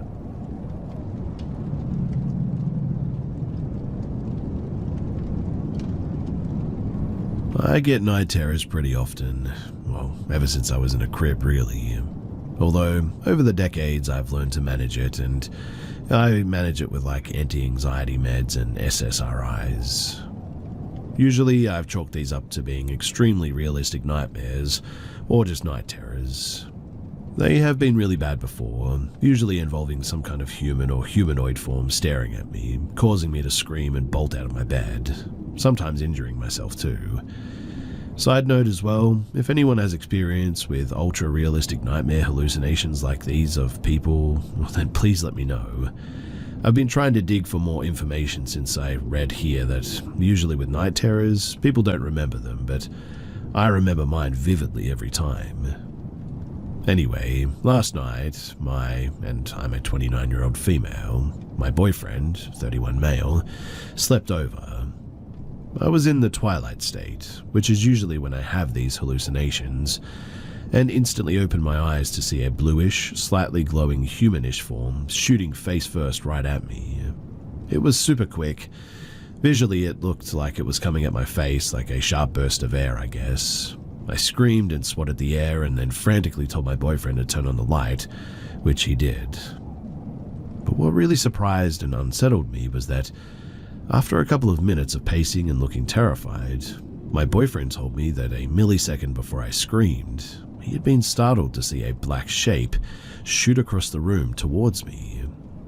When I shrieked and panicked, his first thought was apparently, oh heck no, she saw it too. Understandably, he has requested that we stay somewhere else tonight. He described seeing a glimpse of a statuesque face like the Statue of Liberty's, which is close to what I saw too, I guess. Except the bluish glowing figure had a sort of contorted or mocking or maybe amused look on its face. The vibe that I felt was that it wanted to scare me, like a prank.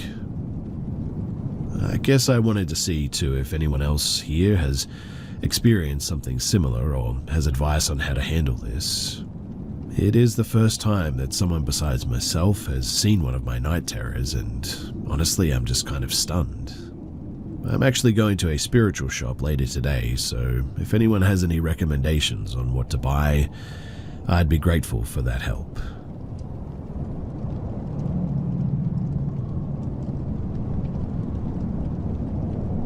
Honestly, I feel ridiculous about this story, but something came up that makes me want to share it, and so here I am. Over a week ago, I was coming home late from a friend's house and was fairly tired by the time that I pulled into the road to my house.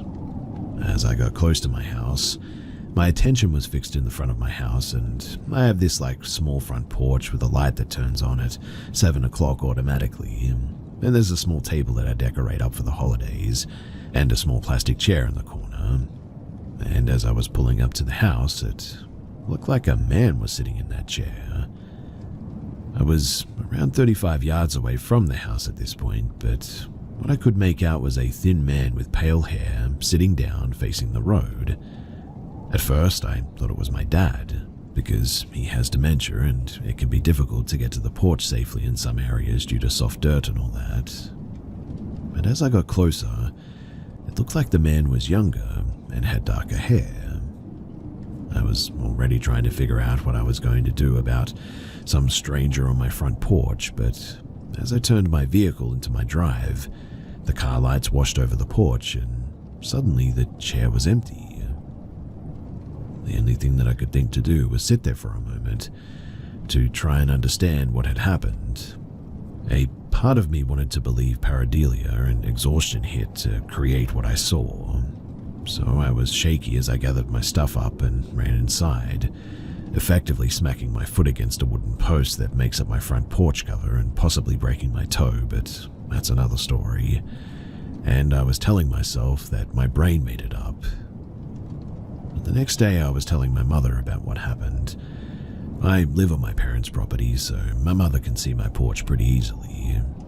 And she admitted that she had seen shadowy figures standing on my porch and had thought that a man was sitting on my porch a few weeks before this. And not only that, but she heard a man's voice at my door one evening when I was out. I'm single though, and so she thought that maybe it was one of my brothers or guy friends. She said though that nobody was there, and she heard him talking when she had barely taken a few steps inside of my home. I didn't know what to make of any of that, but last night I saw the man again. I had moved the chair out of the corner, still thinking that I had seen things, and my mind was on spring rolls and some TV when I got home late last night from work, so when I pulled up to my driveway and I saw the man sitting there, I made sure to turn my lights off before pulling in this time. And this time, I know that I saw him. A thin man with a thin face, greyish-brown hair, and wearing a burgundy shirt. He was sitting there again, staring at the road.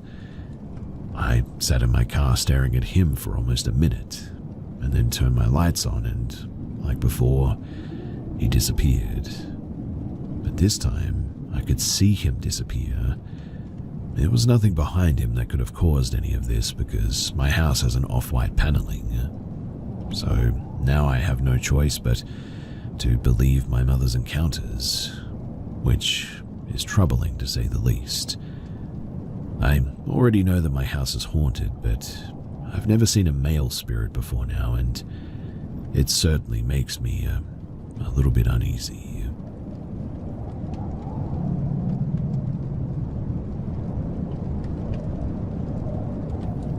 After I went to college, my little brother still lived at my mum's house. Late at night, when she was asleep, he would sneak out into the driveway to smoke a cigarette. He did this a lot, and one night he was out a little later than normal, around 3 a.m. Now, right across from my mum's house lived an older couple who traveled a lot, and on this night they weren't home. They had a big backyard with a lot of mature trees, shrubbery, and outbuildings like a chicken coop and a couple of old sheds. And as my brother was sitting out there, he heard a scream come from their backyard area. It sounded like a man yelling like "ah" as if in pain, very guttural and primal but muffled and distant. My brother was petrified.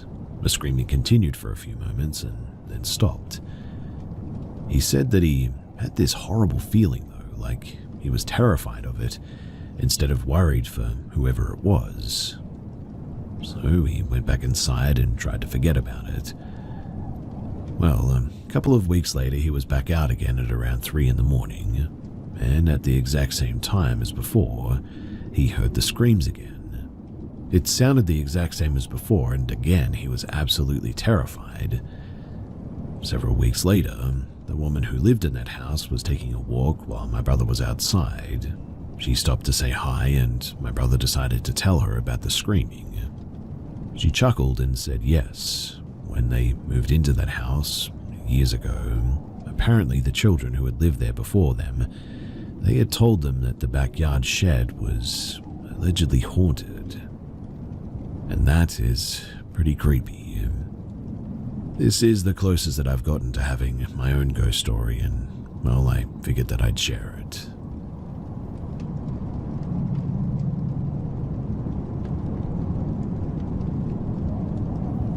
I've been living next to this giant graveyard for around 2 years now. It hosts around 50,000 graves. It's genuinely beautiful and often a place that I've visited just to walk around. So, I had this awful day at work. This was about 12 years ago now, but I remember it vividly. Horrible day.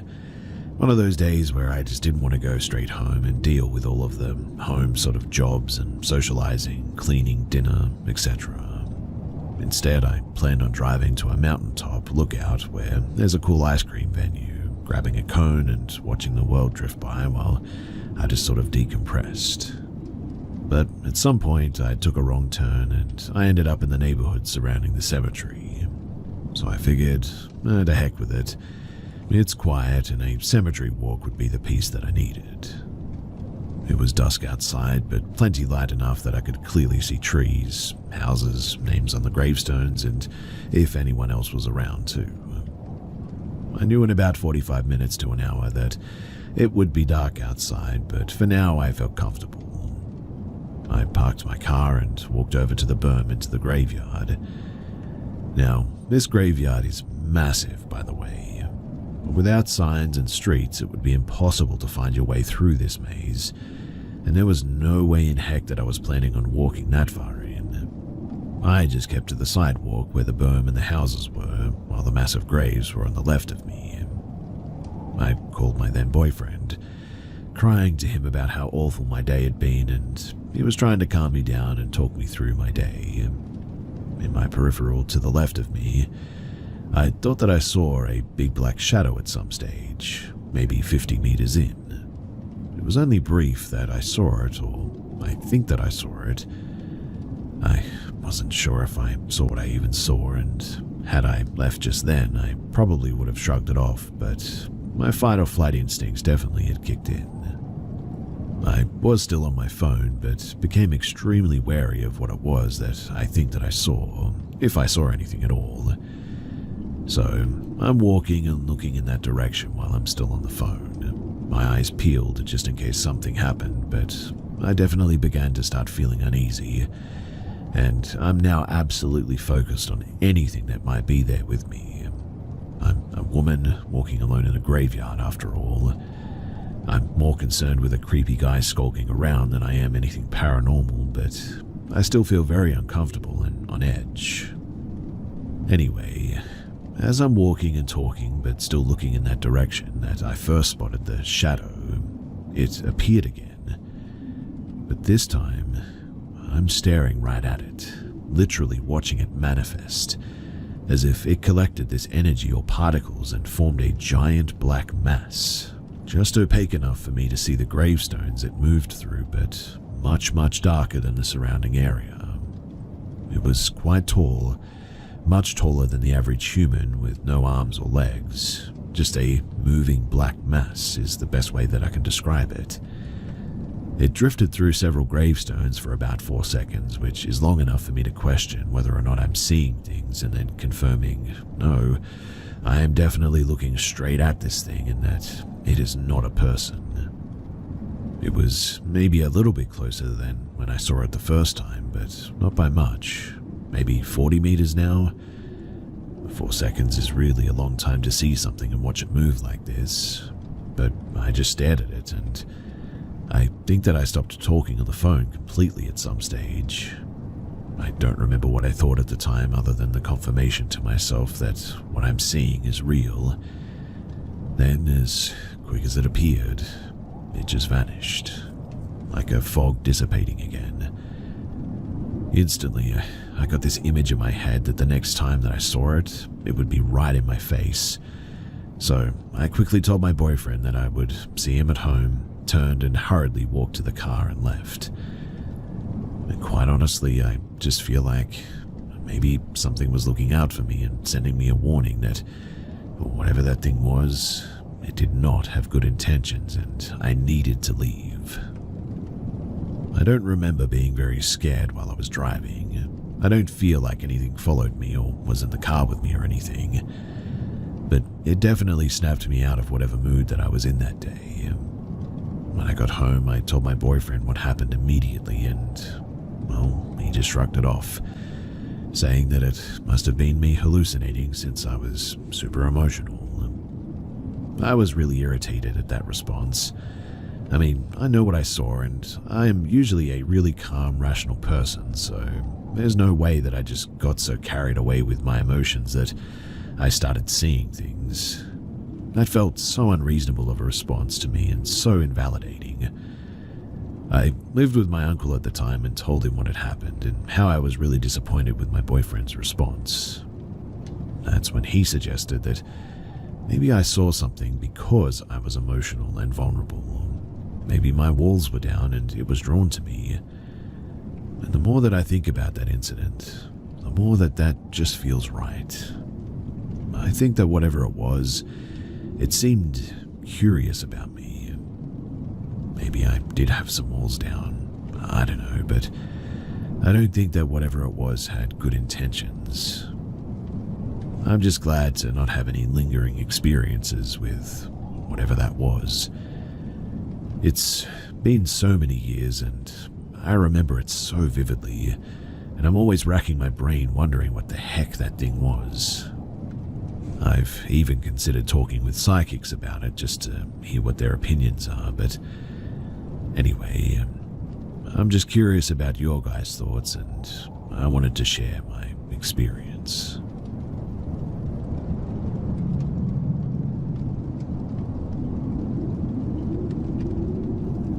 A few years back, I lived in Berkshire County, Massachusetts, named for the Berkshire Mountain Range. The Berkshires are actually a sub-range of the northern Appalachian Mountains, and I assume if you spend any time in paranormal spaces like here, then you know that weird stuff happens in the Appalachians. I guess that I'd figured since I was so far north that I was safe from the usual abbey haunts, safe to whistle at night or walk the woods alone and all that, or to not close my curtains after dark at the very least. I really think now that I was wrong. Now, it was either late summer or early fall of 2020, and my fiancé and I were leaving the tiny suburb where we lived to go to a nearby bigger city for cheaper groceries. In order to get there, we had a 20 to 30 minute drive, the first leg of which was through a heavily wooded hilly area.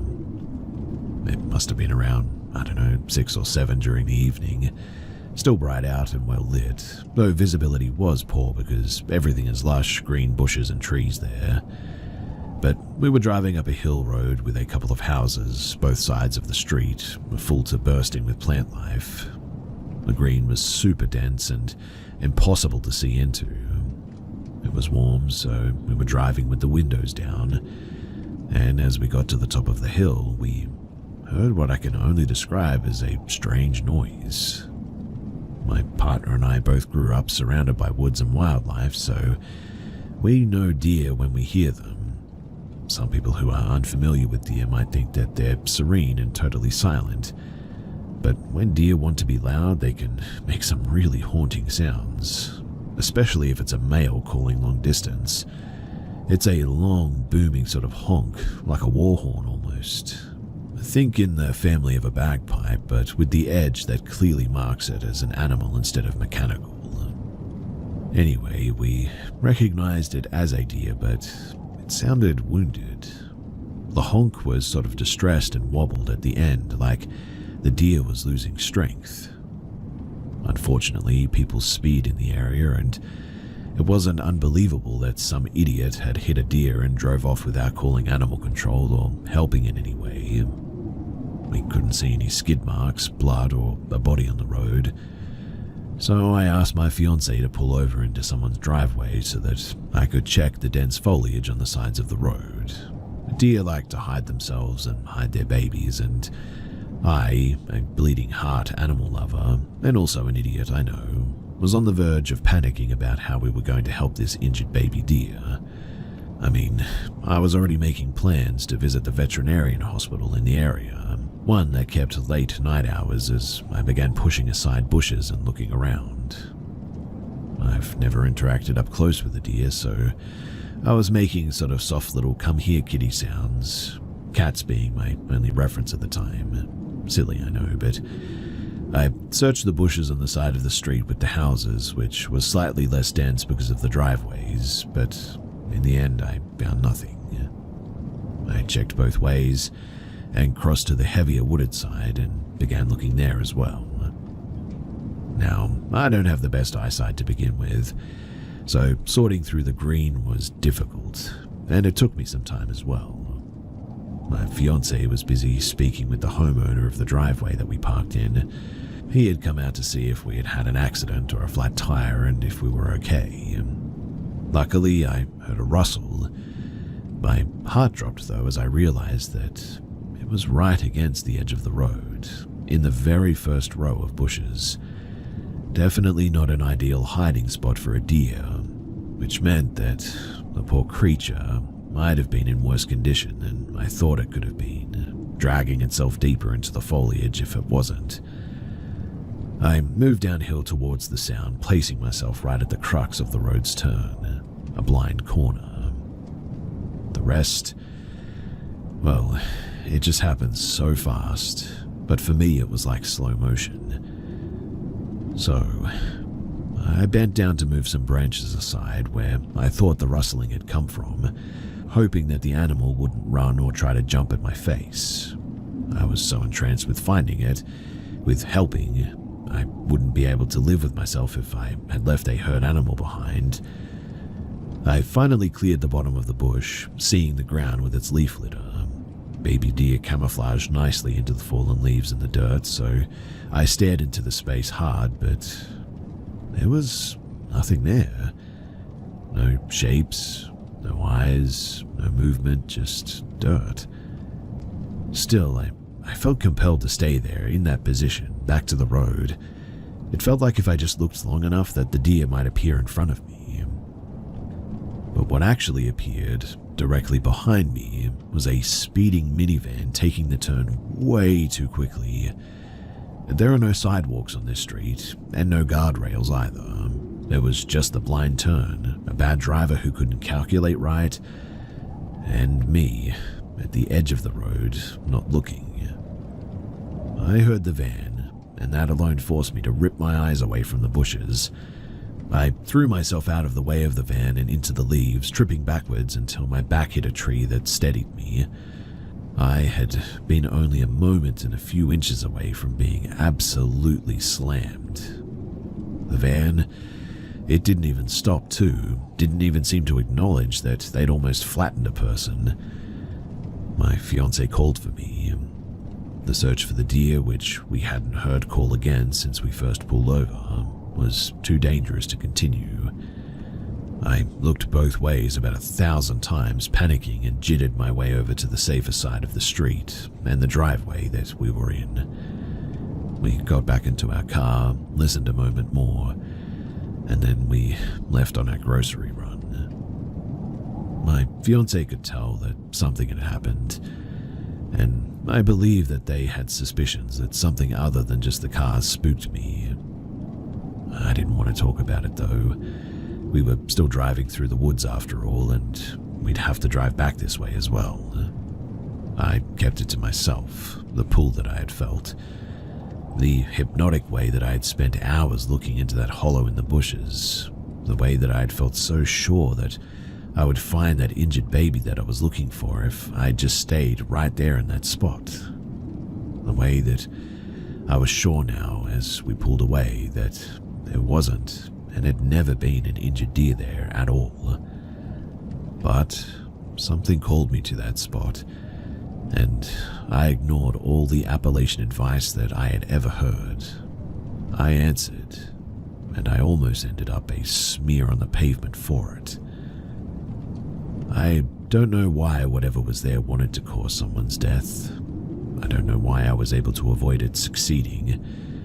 I don't know a lot of things about the motivations of the old things that live in the Berkshires, what they are, why they do, and what they do, if they hate us or if they're just hungry. What I do know is they exist, and that they're dangerous. Every bit as dangerous as their southern cousins. The northern Appalachians may not be as popular of a topic, but they are no less old, wild, or vicious than the southern counterpart. I can testify to that now.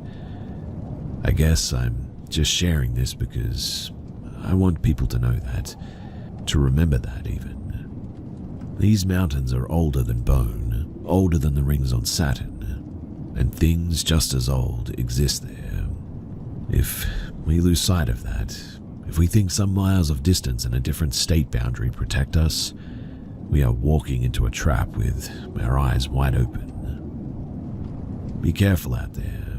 Be careful in the Appalachians, wherever you may find yourself on them. And if you hear something call to you, well, no, you didn't.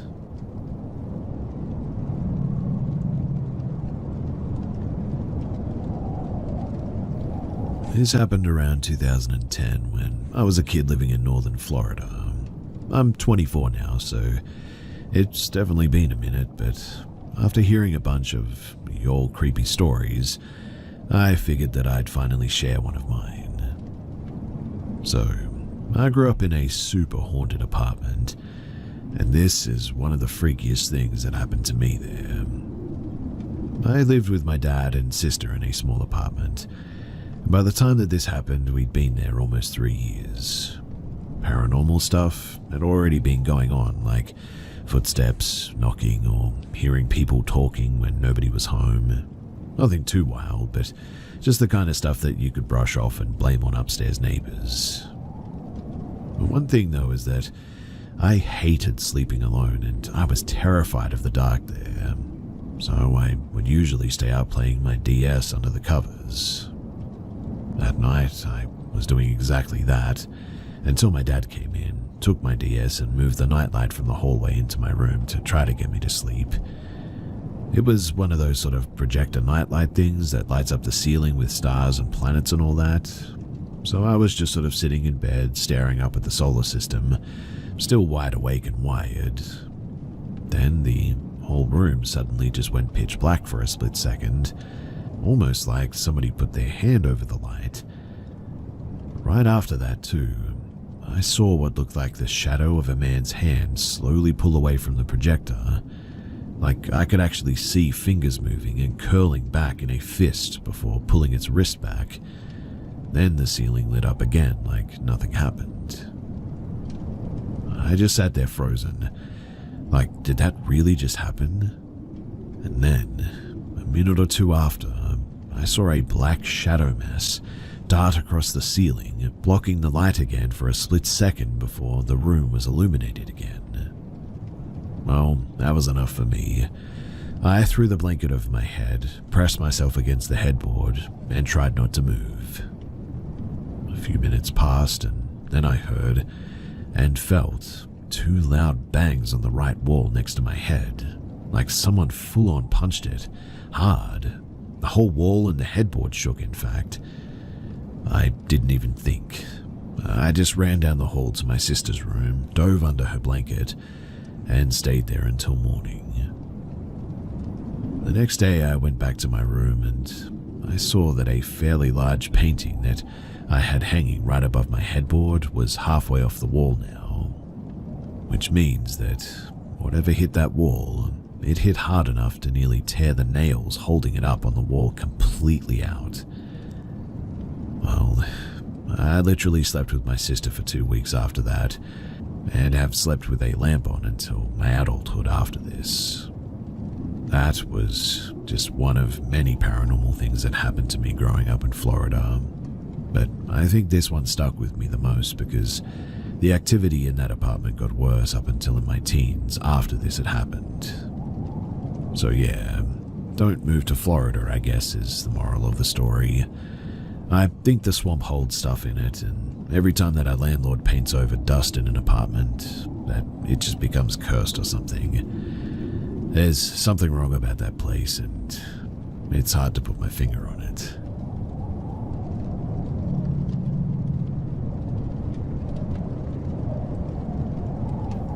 Back in 1985, I was in the middle of a very nasty divorce from my first wife. Things had gone horribly sideways, and even spilled over into my job. Sparing all of the nasty details here, suffice it to say that I had a breakdown of epic proportions. For weeks I couldn't function. I couldn't eat, couldn't sleep, and when I did sleep, I was plagued with nightmares. And so, early one day, I grabbed a few things and I just began to drive. I had little money and was in a very dark place mentally. Although I had been raised Christian and grew up in a church, I was very far away from God and was living a very non-Christian life. As I drove, I was in a cloud. I could only see darkness, pain, and despair in my future. I could imagine no happiness, no joy, and no future. Again, suffice it to say, I considered my life over at that age of 22. I drove north from Texas and eventually I found myself in Oklahoma City. There I turned eastward towards my childhood home of Tennessee.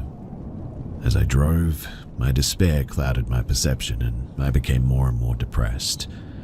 I really felt like I was driving myself straight into the gates of the abyss. Somewhere in eastern Oklahoma, I pulled in for fuel though in a restroom break. As I resumed my journey, I noticed a man standing at the side of the interstate on a ramp looking for a ride. He was dressed rather peculiarly for the weather at the time, wearing a long old West-style rain slicker and ivy cap, sometimes known as a flat cap or a duckbill cap as well. One reason that I noticed him was because, in my mind, his appearance bore a striking resemblance to the gyro captain from The Road Warrior with Mel Gibson that had come out a few years earlier. I didn't stop, but I continued on my journey and thought nothing more of it.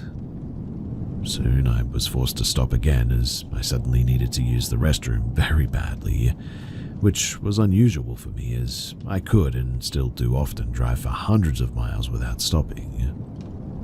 In any case, I completed my bathroom break and turned back towards the Interstate 40.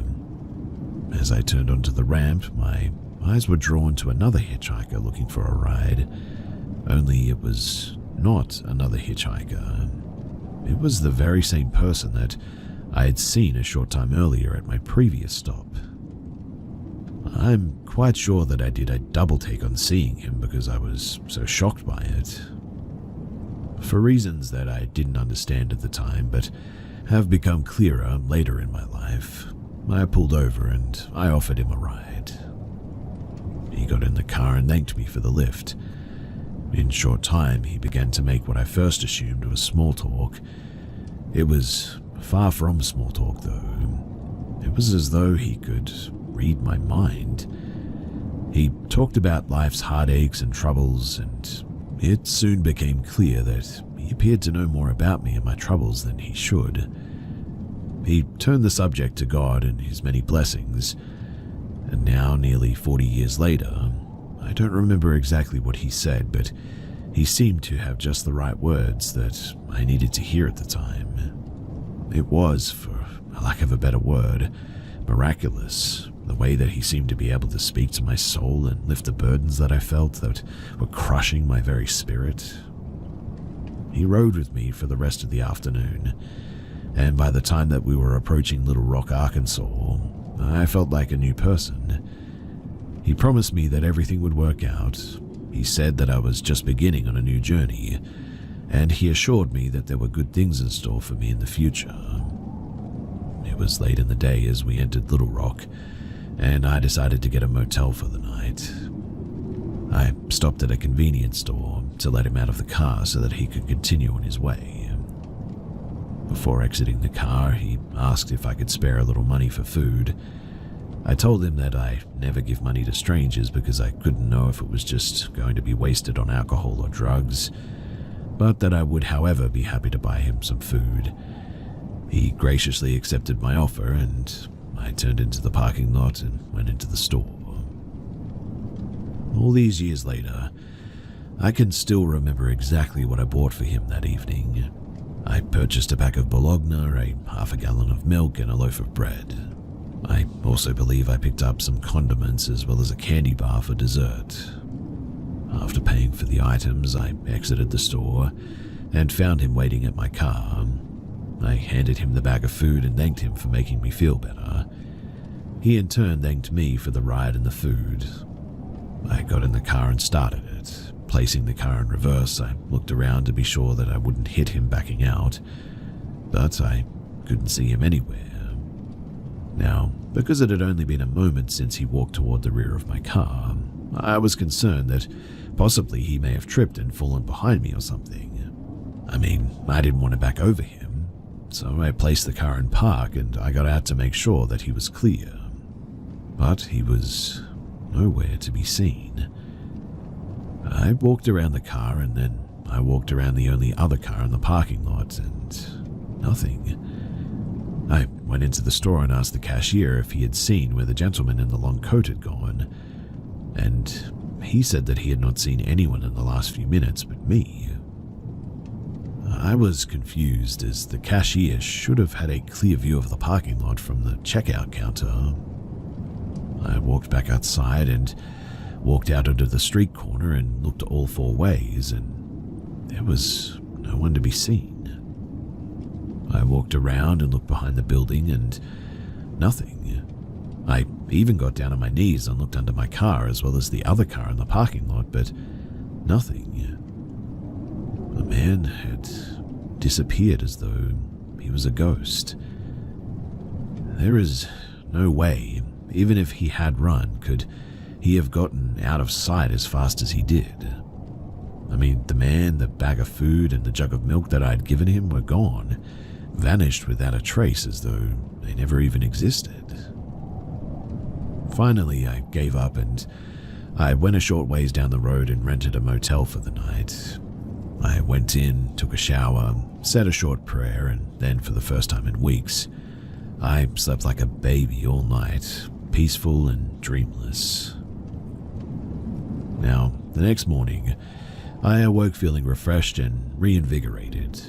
The mental clouds were now gone, the burden was lifted, and I felt like a completely new man. I continued my journey eastward with a new zest for life.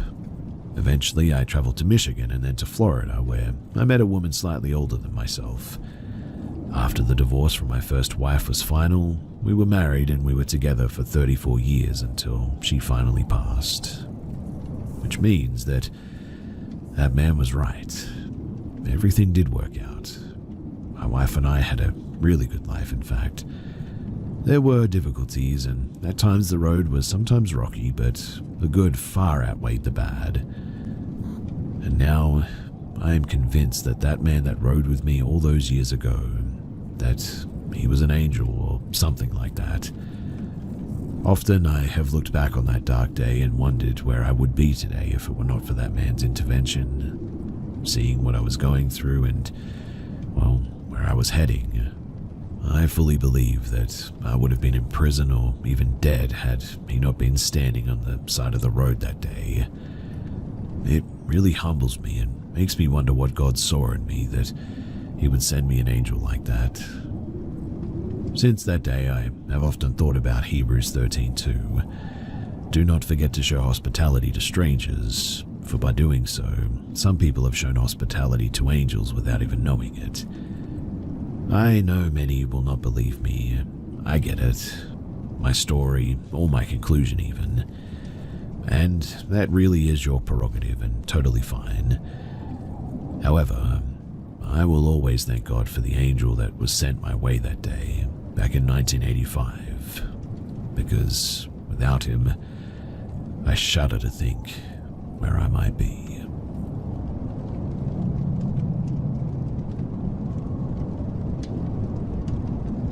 The other night, around midnight, my mother-in-law, who lives on the opposite end of an adjoined 1-acre plot of land as my wife and I, called my wife telling her that she was hearing a loud wailing sound out back of their house past the tree line. We live in the mountains at the base of a forest. My wife got my attention and told me to come to the window, where we listened for about 10 minutes. And there was a very loud feminine wailing coming from the woods. It was something like the sound of a fox or a coyote makes, but each wail was much longer, louder, and way more human. I have since looked up every wild animal in my area, and have yet to match the sound that I heard to one of them. Right around the time that I thought to record the sound, though, it stopped. I've listened to the recording a few times to see if maybe I could get a glimpse of the sounds that it was making, but I don't think that I caught it. In the recording, though, my mother-in-law talks about how when she first heard the sound, she turned the back porch on and walked outside. She has 2 German Shepherds, and they will bark at just about anything, and they spend the majority of their time outside, laying in the yard anyway. But weirdly, neither of them made a sound, or did either of them want to go outside with her that day. She said that she went outside and clapped her hands to try and scare whatever it was away. After a little bit, she saw what she said was a small grey cat, looking to be about domestic size. It walked up to the far side of the creek that separates the backyard from the woods, but it didn't move any closer and then proceeded to go back up the hill into the woods. She said that it felt like it was trying to lead her somewhere. She, being an animal lover like my wife, said that she was worried that there was an animal trapped or hurt, and like some video from the dodo, she was going to go into the woods and find some helpless animal to nurse back to health. Being of sound mind, though, she called us to tell us this and say that she was afraid to go out there by herself, and asked if I would be willing to bring a gun to protect us, in case there was a coyote or something else once we got up there. At the sound of gun and woods and afraid, I was all ears, so I grabbed my plate carrier, a couple of knives, my pistol, shotgun, my Milwaukee chest-mounted bar light, and a small hand torch. My mother-in-law met my wife and I in our backyard, and I told them to drive up the side of the road and see if they could position the car to shine a light into the woods. I said that I would walk across to the back of their property and go into the woods from there so as to not wake up my father-in-law or alert the dogs or anything. I made my way over and approached the woods from the right side of the property. Just so you understand, the left side of the property is flanked by a long fence that stretches about 2 acres in length. It goes back deep into the woods, separating our property from our neighbors.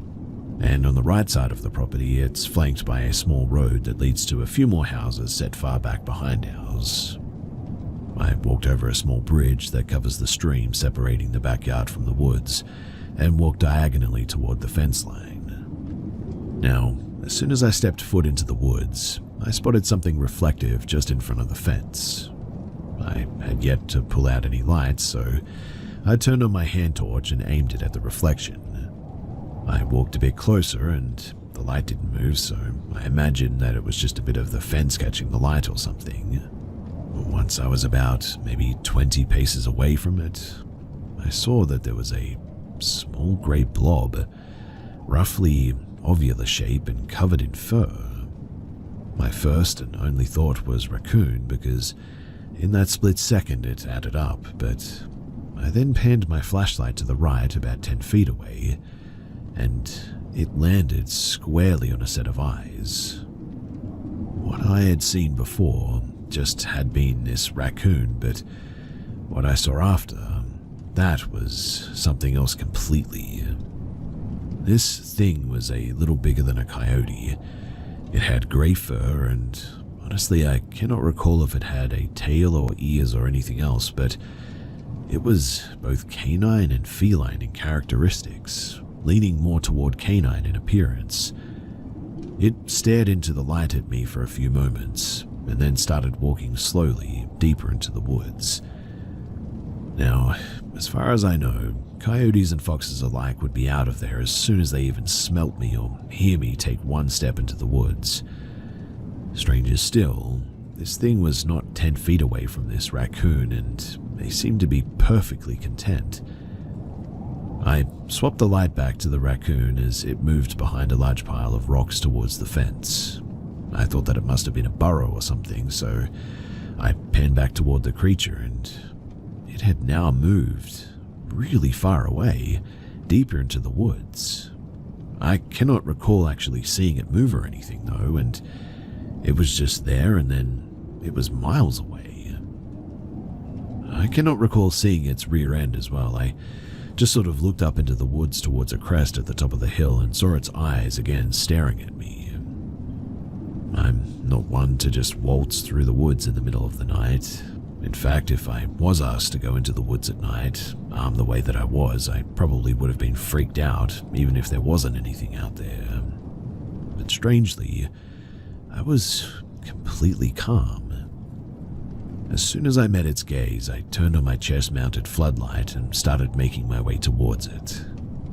I walked probably about 100 feet deeper into the woods. It still hadn't moved. I kept walking until I saw my neighbor's house. The stretch of woods between their house and the fence narrowed out between the two where a hill sat.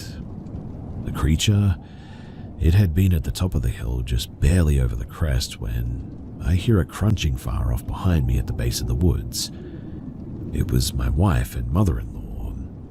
I looked back and saw their flashlights, and when I turned back to look for the eyes again, they had disappeared beyond the crest of the hill. I kept walking until I had a realization that I must have been past our property line at this stage. I pulled out my phone and called my wife and asked her where it ended. She told me that there's a line of small red flags where they had installed our electric fence last summer or something. I looked all around and I couldn't see any.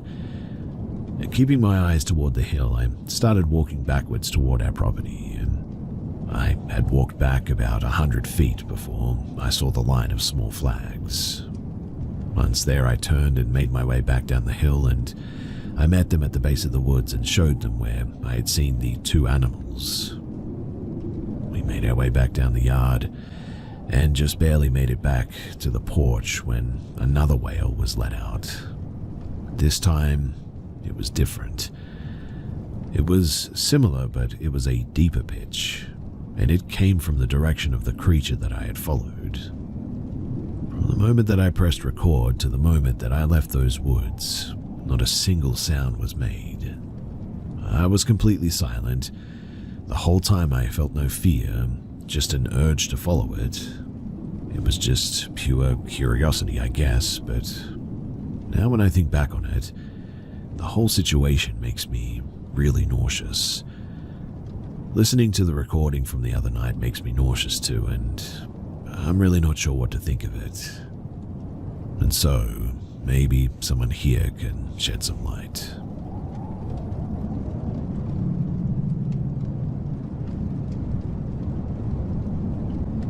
My experience began 2 years ago, during a visit to my hometown in Bangladesh.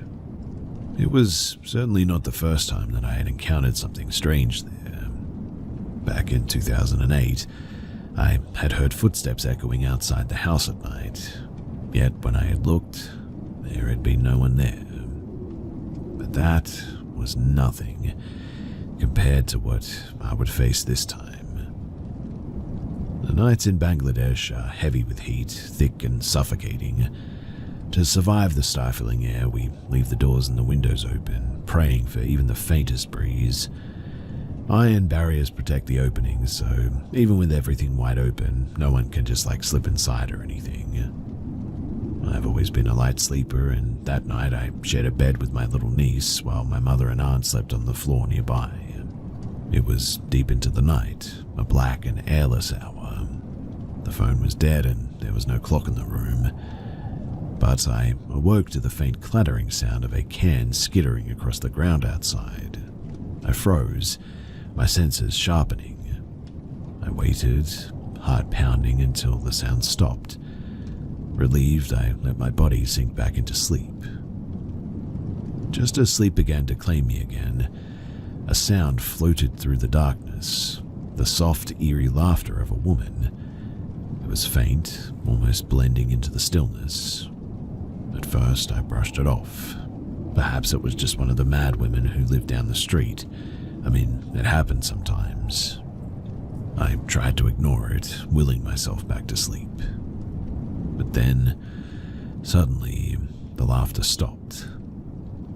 A heartbeat later, a scream shattered through the night, so sharp and close that it sounded as if it had been unleashed right outside of our barrier. I shot upright in bed, my blood running cold. I squinted into the darkness beyond the door and the window, but the world outside was an impenetrable black void. The screaming ceased, and the laughter returned. Only now it was no longer distant. It was just outside, right there, laughing as if it already knew that we were listening. But it made no sense. Our driveway is long, winding from the road to the house. Even sprinting, it would have taken someone minutes to reach the gate. And yet, somehow, she was there already, laughing and waiting. I sat frozen in terror, terrified that my niece might wake and see whatever horror was lurking out there. Moving carefully, I slid out of bed and shook my mother awake. She opened her eyes, and I could see immediately that she had heard it too. Together, we roused my aunt, a woman whose fearlessness was legendary in our family. Without a moment's hesitation, my aunt seized a torch and moved to the barrier. She shone the light into the night, sweeping it across the yard. The laughter stopped at once. There was no one there. No figure darting away, no rustle of retreating footsteps, nothing. Refusing to be intimidated, my aunt flung open the front gate and stepped out into the suffocating darkness. Mom and I watched through the barrier, hardly daring to breathe. Minutes dragged past, then my aunt's voice rang out, sharp and fearless. "Who's there? Come out before I come for you." She called again and again into the emptiness of the night, but there was no response. She searched everywhere. There were only two ways in or out, both wide and clear. If anyone had been there, they could not have escaped unnoticed. That much was for certain. Still, though, she found nothing. She locked the gate behind her and returned to us. And just as she reached the door, the laughter exploded again, louder, crueler, and right outside once again. We stared at one another in shock, hearts thundering in our chests. It was impossible. My aunt had just searched every corner of the yard. No one had entered, no one had left, and yet the sound was closer than ever. Panic finally seized us. We rushed to wake my brothers and uncles, hammering on their doors. They stumbled out, grabbing torches and sticks, and surged into the night. They unlocked the gate, ready to confront whatever it was. The moment that the gate opened, the laughter stopped. The night seemed to press in on us, thick and unbreathable. They scoured that yard, the porch, the rooftop, searching every shadow, but there was nothing. No footprints, no movement, no sign that anyone had been there at all. Eventually, they returned, telling us to go back to sleep. They offered hollow reassurances about coyotes or wind tricks, but their faces were pale and drawn. I could see the truth in their eyes. They were as shaken as we were. The next morning, no one spoke of it. In fact, they acted as if nothing had happened, but the silence between them said otherwise. I spoke in hushed voices with my cousins, desperate for answers, and they told me about the Farotni, a spirit feared across Bangladesh, a ghostly woman dressed in white, her hair black and tangled, who wanders through the night, laughing and shrieking. She apparently hunts the living, throwing some sort of filth at them if they're unlucky enough to cross her path. She lives to terrify, to haunt. Whether it was truly her that night, I do not know, but all I know is that something was there, and whatever it was, I am confident that it was not human. And I pray that when I return to Bangladesh that it does not find me again.